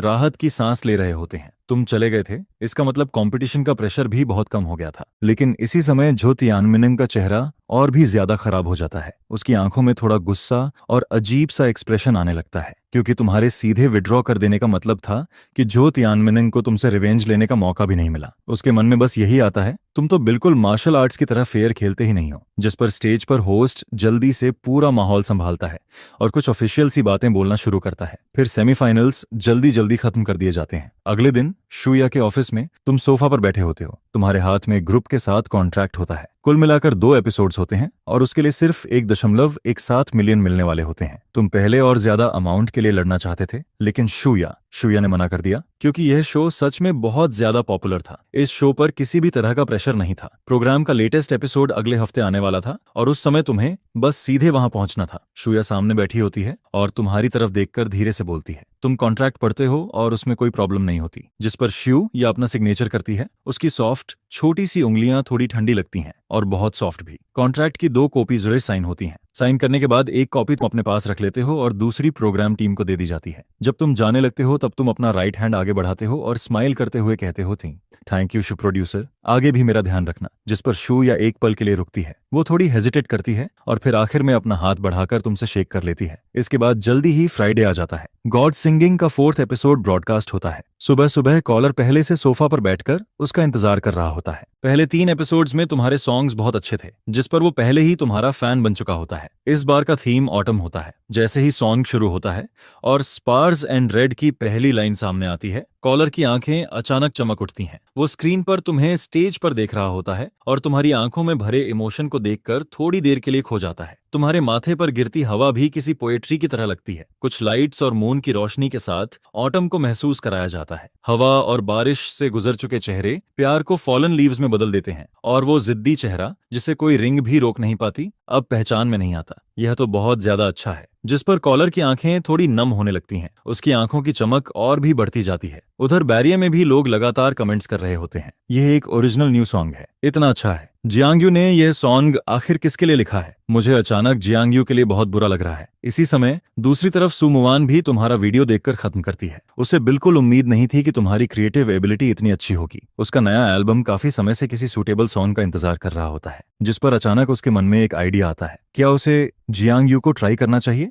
लेकिन जैसे ही उसे यांग शू के साथ तुम्हारा बेट्रियल याद आता है, वो तुरंत इस आइडिया को रिजेक्ट कर देती है। वो मन ही मन सोचती है, इतने सारे लव सॉन्ग्स लिखता है, कितना हाइपोक्रिटिकल है। इसी बीच एक हाई एंड कम्युनिटी में सॉन्ग यूक्विंग छुपकर गॉड सिंगिंग देख रही होती है। जब वो देखती है कि तुम्हें इतने ज्यादा वोट्स मिले हैं, तब वो भी एक्साइटेड हो जाती है। उसके मन में बस यही चलता है, अगर तुम आखिरी बार जो तियानमिन को भी हरा दो तो brother Jiang Yu first place जीत जाएगा। ये सोचकर वो इतनी नर्वस हो जाती है कि उसके छोटे छोटे हाथ आपस में कसकर पकड़ जाते हैं। उधर हुआना एंटरटेनमेंट में चू शाओयांग के विला में एक 3rd tier female star sexy pyjamas पहनकर उसके पीछे खड़ी होती है और धीरे धीरे उसके शोल्डर्स दबा रही होती है। चू शाओयांग उस फीमेल स्टार के सॉफ्ट बॉडी पर टिका हुआ होता है। एक हाथ से वो मोबाइल फोन पर हॉट सर्च देख रहा होता है। उसके होंठों पर एक ठंडी और अजीब स्माइल होती है, क्योंकि उसे पहले से पता होता है कि तुमने शो छोड़ दिया है। ये सब उसी का प्लान होता है, जिस पर वो अंदर ही अंदर खुद पर प्राउड फील कर रही होती है। फिर वो हल्का सा सिर उठाती है और सामने उस फीमेल स्टार के चेहरे को देखती है जो थोड़ा यांग शू जैसा दिखता है। फिर वो उसे अपनी बाहों में खींच लेती है। संडे नाइट को तुम ग्वांगजो के लिए फ्लाइट लेते हो ताकि हाहा टूर ग्रुप की रिकॉर्डिंग में हिस्सा ले सको। होटल लॉबी में तुम्हारी मुलाकात शूया से होती है। वो तुम्हारी तरफ थोड़ा अजीब एक्सप्रेशन के साथ देख रही होती है। आखिर तुमसे रहा नहीं जाता और तुम पूछते हो, रिजा भी सर टीचर शू, आप इतनी वियर्ड क्यों लग रही हैं? जिस पर शूया तुम्हारी तरफ देखती है। वो थोड़ा हेजिटेट करती है और फिर तुमसे पूछती है, क्या तुम्हें पता है इस बार तुम्हारे अलावा और कौन से फ्लाइंग गेस्ट ने वाले हैं? तुम सिर हिलाते हो। तुमने कभी इन चीजों की परवाह नहीं की होती। जिस पर तुम हंसकर कहते हो, मैं यहाँ बस शो रिकॉर्ड करने और पैसे कमाने आया हूँ, बाकी गेस्ट्स कौन हैं उससे मुझे क्या मतलब। जिस पर शूया बस हल्का सा मुस्कुराती है और कहती है, छोड़ो, तुम्हें कल पता चल जाएगा। होटल वापस आने के बाद तुम्हारे मन में थोड़ा डाउट आने लगता है। तुम्हें ऐसा लगता है कहीं कोई फिर से तुम्हें ट्रैप करने की कोशिश तो नहीं कर रहा। लेकिन फिर तुम जल्दी से फ्रेश होते हो और कंप्यूटर ऑन करके अपना नॉवेल लिखना शुरू कर देते हो। तुम्हारे नॉवेल को अब तक 8,000 लोग कलेक्ट कर चुके होते हैं और उसका डेटा लगातार बढ़ता जा रहा होता है। अगले दिन हाहा टूर ग्रुप की रिकॉर्डिंग ऑफिशियली शुरू होती है। सभी लोग होटल के सामने जमा होते हैं। सबसे पहले 6 रेजिडेंट गेस्ट्स आते हैं। फिर डायरेक्टर तुम्हें स्टेज पर इंट्रोड्यूस करता है। जैसे ही बाकी गेस्ट्स तुम्हें देखते हैं वो पूरी तरह शॉक्ड रह जाते हैं। ये आदमी तो गॉड सिंगिंग में पार्टिसिपेट कर रहा था, फिर ये यहाँ क्यों आया है? हर कोई कंफ्यूज्ड होता है। लेकिन तुम उनकी तरफ चलते हो और तुम्हारे चेहरे पर एक वार्म स्माइल होती है। तुम कहते हो, हेलो टीचर्स, मेरा नाम जियांग यू है। जिस पर लियू चाओ सबसे पहले तुम्हें ग्रीट करता है। बाकी लोग भी पॉलिटली तुम्हारा स्वागत करते हैं। तुम सबसे राइट साइड में खड़े होते हो और बीच में खड़ा होता है लिनली, जो चाइना का टॉप सिंगर माना जाता है। उसकी पॉपुलैरिटी तुम्हारे पीक टाइम से भी ज्यादा होती है। इसी समय तीसरा फ्लाइंग गेस्ट भी पहुंचता है। एक ब्लैक मैनी कार धीरे से सामने आकर रुकती है। डोर खुलता है और अंदर से सु मुवान बाहर उतरती है। उसे देखते ही हर कोई स्टन रह जाता है। शूया तुम्हारी तरफ एक अजीब एक्सप्रेशन से देखती है और तुम भी एक पल के लिए फ्रीज हो जाते हो, क्योंकि सु मुवान ही इस बार की आखिरी फ्लाइंग गेस्ट होती है। अब तुम्हें समझ आता है कि कल शूया का एक्सप्रेशन इतना अजीब क्यों था। ये मैंगो प्लेटफॉर्म सच में ट्रैफिक के लिए कुछ भी कर सकता है। जिस पर तुम शांत रहने की कोशिश करते हो और सबके साथ हाथ बजाकर सु मुवान का वेलकम करते हो। लेकिन सु मुवान भी तुम्हें देखकर थोड़ा रुक जाती है। उसे बिल्कुल उम्मीद नहीं थी कि तुम यहाँ मिलोगे। तुम दोनों के बीच का रिलेशनशिप कोई सीक्रेट नहीं होता, इसलिए हर कोई यही सोच रहा होता है कि सु मुवान ने इस शो के लिए हाँ कैसे कर दी। लेकिन उसके चेहरे पर आया हुआ अजीब सा एक्सप्रेशन और उसके पीछे खड़े मैनेजर के शॉक्ड चेहरे को देखकर साफ पता चल रहा होता है कि उन्हें भी पहले से इस बात का पता नहीं था। सु मुवान मजबूरी में हिम्मत करके तुम्हारी तरफ चलकर आती है। तुम सबसे राइट साइड में खड़े होते हो और उसे लिनली के बगल में खड़ा किया जाता है। वो भी सी पोजीशन पर खड़ी होती है। इस समय तुम दोनों ऐसे लग रहे होते हो जैसे दो अलग दुनियाओं में खड़े हो। वहीं दूसरी तरफ लिनली और सु मुवान साथ में खड़े होते हैं। हैंडसम लड़का और खूबसूरत लड़की दोनों को साथ देखकर हर किसी को लगता है जैसे वो एक परफेक्ट पेयर हो। इस एपिसोड में कुल 3 टास्क पूरे करने होते हैं। 9 लोगों को 3 ग्रुप्स में बांटा जाता है। हर ग्रुप को एक टास्क पूरा करना होता है, जिस पर डायरेक्टर सबको लॉट्स ड्रॉ करने के लिए कहता है। तुम 6 नंबर निकालते हो और इधर उधर देखते हो। तुम्हारे आसपास किसी के पास सेम नंबर नहीं होता। लिनली अपने हाथ में 3 नंबर देखता है, वहीं सु मुवान के हाथ में भी 6 नंबर होता है। यह देखकर उसके चेहरे पर अचानक थोड़ा रिग्रेट दिखाई देता है। आखिर में तुम्हारी टीम में सु मुवान और लियू चाओ आते हैं, जिस पर लिनली की आंखों में एक अजीब सी चमक आ जाती है। बाकी लोग भी ये देखकर थोड़ा वियर्ड फील करने लगते हैं। ये दोनों लोग सच में फेमस हैं, अलग हो चुके हैं, लेकिन फिर भी एक ही ग्रुप में आ गए। तुम्हारी टीम को बस सिंगिंग वाला टास्क पूरा करना होता है। प्रोग्राम टीम एक डबल डेकर बस तैयार करती है। बस की ऊपर वाली फ्लोर पर स्पीकर्स और म्यूजिकल इंस्ट्रूमेंट्स लगे होते हैं, क्योंकि बाद में वहीं पर परफॉर्मेंस होने वाली होती है। लियू चाओ सबसे आगे चलता है और सबसे पहले ऊपर चढ़ जाता है। सु मुवान उसके पीछे होती है और तुम सबसे पीछे चलते हो। लेकिन सु मुवान स्कर्ट पहने होती है, इसलिए उसके लिए स्टेयर्स पर चढ़ना थोड़ा मुश्किल हो रहा होता है। तुम शायद उसकी परेशानी समझ जाते हो, जिस पर तुम एक ब्लैंकेट उठाते हो और उसकी तरफ बढ़ा देते हो ताकि वो खुद को कवर कर सके। यह तुम दोनों के बीच पहली बार बात होती है। सु मुवान ब्लैंकेट लेती है और एक पल के लिए थोड़ा शॉक्ड हो जाती है। फिर वो धीरे से बस इतना कहती है, थैंक यू। इसके बाद वो ब्लैंकेट को अपनी वेस्ट पर पकड़ती है और स्टेयर्स चढ़ने लगती है। लेकिन स्टेयर्स थोड़े स्लिपरी होते हैं, जिस पर सु मुवान अचानक बैलेंस खो देती है और साइड में कुछ पकड़ने के लिए हाथ बढ़ाती है। लेकिन उसका हाथ सीधे तुम्हारी आर्म पर आकर रुक जाता है। तुम धीरे से कहते हो, ध्यान से। तुम्हारी आवाज सुनकर सूदी मुवान थोड़ी देर के लिए तुम्हारी तरफ देखती रह जाती है। उसके चेहरे पर थोड़ा ब्लैंक सा एक्सप्रेशन आ जाता है। फिर जैसे ही वो खुद को संभालती है, वो तुम्हारा हाथ छोड़ देती है और जल्दी से बस की 2nd फ्लोर पर चढ़ जाती है। ऊपर पहुंचने के बाद भी वो बस धीरे से कहती है, थैंक यू। उसकी आवाज अभी भी थोड़ी कोल्ड लग रही होती है, लेकिन तुम्हारे मन में अभी भी उसके हाथ की सॉफ्टनेस और ठंडक रह जाती है, जिस पर तुम्हारे दिमाग में अचानक एक थॉट आता है, गर्मी के मौसम में ये छोटा सा हाथ पकड़ना कितना कंफर्टेबल होगा। बस की सेकंड फ्लोर पर लियू चाओ पहले से स्पीकर्स और इंस्ट्रूमेंट्स के पास खड़ा होता है। उसके लीड करने पर बस उस सड़क की तरफ चल पड़ती है जो पहले से अरेंज की गई होती है। लियू चाओ बीच में खड़ा होता है और तुम और सुमुवान उसके दोनों साइड्स पर खड़े होते हो। जैसे ही लोग तुम्हें और सुमुवान को साथ में देखते हैं, तुरंत एक बड़ी क्राउड इकट्ठा होने लगती है। हर कोई तुम दोनों को देखकर काफी एक्साइटेड हो जाता है। ब्रोदर चाओ की इमोशनल इंटेलिजेंस काफी हाई होती है।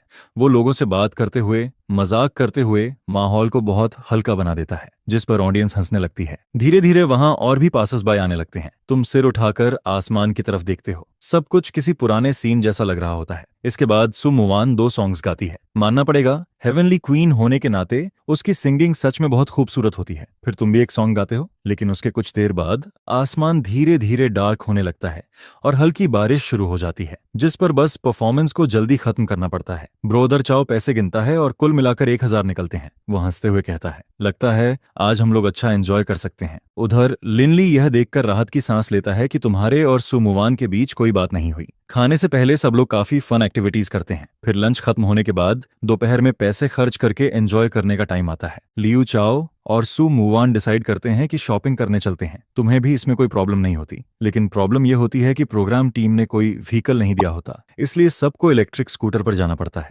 बारिश के बाद का मौसम काफी कूल होता है, जिस पर ब्रदर चाओ काफी एक्साइटेड हो जाता है, लेकिन सु मुवान थोड़ा ऑकवर्ड फील कर रही होती है। वो इलेक्ट्रिक स्कूटर के पास खड़ी होती है और उसे समझ नहीं आता कि क्या करे। फिर वो थोड़ी शर्माते हुए कहती है, मुझे इलेक्ट्रिक स्कूटर चलानी नहीं आती, जिस पर लियू चाओ हंसते हुए कहता है, कोई बात नहीं, हम तुम्हें पीछे बैठा लेंगे। जियांग यू को तो चलानी आती होगी। तुम सिर हिलाते हो और सुमुवान की तरफ देखते हो। तुम्हें अपनी मेमोरी से पहले से पता होता है कि उसे स्कूटर चलानी नहीं आती, जिस पर तुम साइड में रखा पिंक हेलमेट उठाते हो और सॉफ्ट आवाज में कहते हो, देख लो तुम किसकी स्कूटर पर बैठना चाहती हो। उधर बाकी गेस्ट्स भी ये सीन देख रहे होते हैं। लिनली और उसकी टीम जाने ही वाली होती है, लेकिन ये देखकर वो भी रुक जाते हैं। लिनली को लगता है कि उसका चांस आ गया है, जिस पर वो आगे बढ़ता है और सु मुवान से पूछता है, क्या तुम हमारे साथ बीच चलना चाहोगी? डायरेक्टर यह सीन देखकर काफी एक्साइटेड हो जाता है। उसकी आंखें चमक उठती हैं और वो तुरंत कैमरामैन से कहता है कि सु मुवान का क्लोजअप शॉट लो। अब सबके मन में सिर्फ एक ही सवाल होता है, सु मुवान तुम्हें चुनेगी या लिनली को? जो वेंकियन भी लगातार सु मुवान को देख रही होती है। उसे यह लड़की खास पसंद नहीं होती। वो नहीं चाहती कि सु मुवान तुम्हारे साथ रहे, लेकिन वो ये भी नहीं चाहती कि उसका लिन लई के साथ कोई कनेक्शन बने, क्योंकि उसे पहले से पता होता है कि लिन लई की प्राइवेटली कई गर्लफ्रेंड्स हैं। बस अभी तक यह बात बाहर नहीं आई। सु मुवान वहीं खड़ी रहती है। हवा उसके बालों को उड़ा रही होती है और वो बहुत खूबसूरत लग रही होती है। उसे अच्छे से पता होता है कि लिन लई क्या सोच रहा है, लेकिन जब वो तुम्हारी तरफ देखती है तब उसे और गुस्सा आता है, क्योंकि तुम बिल्कुल काम खड़े होते हो। तुम्हारे चेहरे पर कोई फर्क नहीं होता, जैसे तुम्हें इससे कोई मतलब ही ना हो कि वो किसके साथ जाएगी, जिस पर सु मुवान के दिल में अचानक बहुत बुरा फील होने लगता है। वो मन ही मन सोचती है, जब हम साथ थे तब तुम हर समय मेरे पीछे रहते थे, और अब ब्रेकअप के बाद तुम्हें बिल्कुल फर्क नहीं पड़ता। अगर तुम्हें फर्क नहीं पड़ता तो ठीक है, मैं वही करूंगी जो तुम्हें सबसे ज्यादा परेशान करे। जिस पर सु मुवान लिन ली का इन्विटेशन मना कर देती है। वो पिंक हेलमेट पहनती है और सीधे तुम्हारी इलेक्ट्रिक स्कूटर के पास आकर खड़ी हो जाती है। यह देखकर हर कोई थोड़ा शॉक्ड रह जाता है। किसी ने नहीं सोचा था कि सु मुवान तुम्हारी स्कूटर चुनेगी। लिन ली का चेहरा तुरंत ऑकवर्ड हो जाता है। उसकी आंखों में हल्का सा गुस्सा भी दिखाई देने लगता है। वहीं तुम भी थोड़ा सरप्राइज्ड होकर उसकी तरफ देखते हो। फिर तुम्हारे होंठों पर हल्की सी स्माइल आ जाती है। फिर तुम उसे धीरे से कहते हो, थोड़ा मुझे पकड़ लो, ध्यान से, गिर मत जाना। लेकिन सु मुवान तुम्हारी बात इग्नोर कर देती है। तुम यह देखकर हल्का सा स्माइल करते हो और इलेक्ट्रिक स्कूटर आगे बढ़ा देते हो, जिस पर इनर्शिया की वजह से सु मुवान अचानक आगे की तरफ झुक जाती है और सीधे तुम्हारी पीठ से टकरा जाती है। डर की वजह से वो तुरंत तुम्हारे कपड़े पकड़ लेती है। तुम्हें अपनी पीठ पर उसकी सॉफ्टनेस साफ महसूस होती है और उसकी खुशबू भी तुम्हारी नाक तक आने लगती है। तुम हंसते हुए कहते हो उसे, देखा मैंने कहा था ना पकड़ लो, लेकिन तुमने मेरी बात नहीं मानी। जिस पर सु मुवान के कान हल्के लाल हो जाते हैं। उसके दोनों छोटे हाथ अभी भी तुम्हारे कपड़े पकड़े होते हैं, लेकिन वो वैसे तुम्हें पकड़ती नहीं है जैसे तुमने कहा था। बारिश के बाद ग्वांगजू का मौसम ज्यादा गर्म नहीं होता। हल्की ठंडी हवा चल रही होती है और पूरा माहौल काफी कंफर्टेबल लग रहा होता है। सु मुवान बहुत कम बाहर ऐसे शॉपिंग करने निकली होती है। आसपास की बिल्डिंग्स भी काफी खूबसूरत होती हैं, जिस पर वो अपना मोबाइल निकालती है और इधर उधर की फोटोज लेने लगती है। फिर वो अचानक एक छोटे बच्चे की तरफ देखकर हंसते हुए कहती है, देखो वो बाइक चला रहा है। तुम रियर व्यू मिरर से उसका खूबसूरत चेहरा देखते हो और एक पल के लिए थोड़े इमोशनल हो जाते हो। ये एक्स गर्लफ्रेंड सच में बहुत खूबसूरत है। फिर ओरिजिनल ओनर ने आखिर इससे ब्रेकअप क्यों किया था। इसी बीच सामने रेड लाइट आ जाती है जिस पर तुम जल्दी से ब्रेक लगा देते हो, लेकिन सुमुवान ध्यान नहीं दे रही होती और वो एक बार फिर सीधे तुम्हारी पीठ से टकरा जाती है। उसका फोन भी लगभग हाथ से गिरने वाला होता है। तुम पीछे का एहसास महसूस करते हो और मुड़कर उसकी तरफ देखते हो। तुम्हारी नजर उसकी थोड़ी नाराज आंखों से मिलती है जिस पर तुम मासूम चेहरा बनाकर कहते हो, वे सॉरी, आगे रेड लाइट थी। वो चुपचाप तुम्हारी पीठ से थोड़ा दूर हट जाती है और अपना फोन वापस रख देती है। फिर जैसे ही ग्रीन लाइट होती है तुम तुरंत स्कूटर आगे बढ़ा देते हो, लेकिन इस बार स्कूटर की स्पीड थोड़ी ज्यादा होती है और तुम अचानक से ब्रेक भी दबा देते हो जिस पर सुमुवान फिर से तुमसे टकरा जाती है। अब उसके कान और भी ज्यादा लाल हो जाते हैं। वो तुम्हें घूरती है और उसके मन में शक होने लगता है कि तुमने यह जानबूझकर किया है। तुम तुरंत कहते हो, सच में मुझे बाइक चलाए काफी टाइम हो गया है, इसमें आप ओला है, ये स्कूटर भी बहुत पावरफुल है। फिर तुम थोड़ा हंसते हुए कहते हो, अब की बार पकड़ लो आगे, फिर रेड लाइट आ गई तो। इसी बीच सुमुवान सामने एक छोटी सी दुकान देखती है। वहां एक कपल साथ में सिरेमिक डॉल्स बना रहा होता है। उसे देखते ही वो थोड़ी देर के लिए चुप हो जाती है। उसके दिमाग में वो दिन आने लगता है जब वो तुम्हारे साथ मिलकर पोर्सिलेन डॉल्स बना रही थी। तुम भी उसके एक्सप्रेशन से यह बात नोटिस कर लेते हो। रात को होटल वापस आने के बाद सुमुवान सोने ही वाली होती है। तभी उसे बाहर डोर नॉक होने की आवाज आती है। वो दरवाजा खोलती है लेकिन बाहर कोई नहीं होता। सिर्फ जमीन पर एक गिफ्ट बॉक्स रखा होता है जिस पर वो थोड़ा हेजिटेट करती है और फिर बॉक्स खोलती है। अंदर एक क्यू वर्जन मैग्नेटिक डॉल होती है जो बिल्कुल उसी की तरह दिख रही होती है। वो बहुत क्यूट लग रही होती है। ये देखकर सुमुवान धीरे से तुम्हारे कमरे के डोर की तरफ देखती है। उसके मन में यही आता है, ये आदमी आखिर ये सब कब बना गया। उधर तुम अपने डोर के पीछे खड़े होते हो और कैट आई से उसे वह गिफ्ट उठाते हुए देख रहे होते हो जिस पर तुम्हारे होंठों पर हल्की सी स्माइल आ जाती है। तुम मन ही मन सोचते हो, सच में लड़कियां इस तरह की चीजों पर जल्दी पिघल जाती हैं। अगले दिन प्रोग्राम टीम तुम्हारे ग्रुप को कैंपस में परफॉर्मेंस के लिए भेजती है। प्लेग्राउंड में पहले से लगभग 5000 स्टूडेंट्स इंतजार कर रहे होते हैं। वहां काफी मीडिया रिपोर्टर्स भी आए होते हैं। फिर डायरेक्टर सबको स्टेज पर ले जाता है और स्टूडेंट्स के साथ डांस शुरू करवाता है जिस पर ऑडियंस अचानक जोर से चिल्लाने लगती है। इसी बीच ऑडियंस में लोग आपस में बातें भी कर रहे होते हैं। लिनली कितना हैंडसम है, सुमुवान कितनी खूबसूरत है, अरे वो जियांग्यू है क्या, वही डेड स्कमबैग। ये आखिरी बात इतनी जोर से बोली जाती है कि स्टेज पर खड़े सभी लोग सुन लेते हैं जिस पर तुम्हारा चेहरा थोड़ा ऑकवर्ड हो जाता है। तुम्हारा मन करता है कि कहीं जाकर छिप जाओ। फिर परफॉर्मेंस शुरू होती है। सबसे पहले सुमुवान अपना एक लव सॉन्ग गाती है। उसकी आवाज बहुत प्यारी और मेलोडियस होती है जिस पर तुम भी कुछ देर तक चुपचाप उसकी सिंगिंग सुनते रहते हो। लेकिन सुमुवान भी तुम्हारी तरफ देखकर थोड़ा शॉक्ड हो जाती है। वो इमेजिन भी नहीं कर पाती कि इन दिनों तुमने आखिर कैसे खुद को संभाला होगा, जिस पर उसकी आंखों में तुम्हारे लिए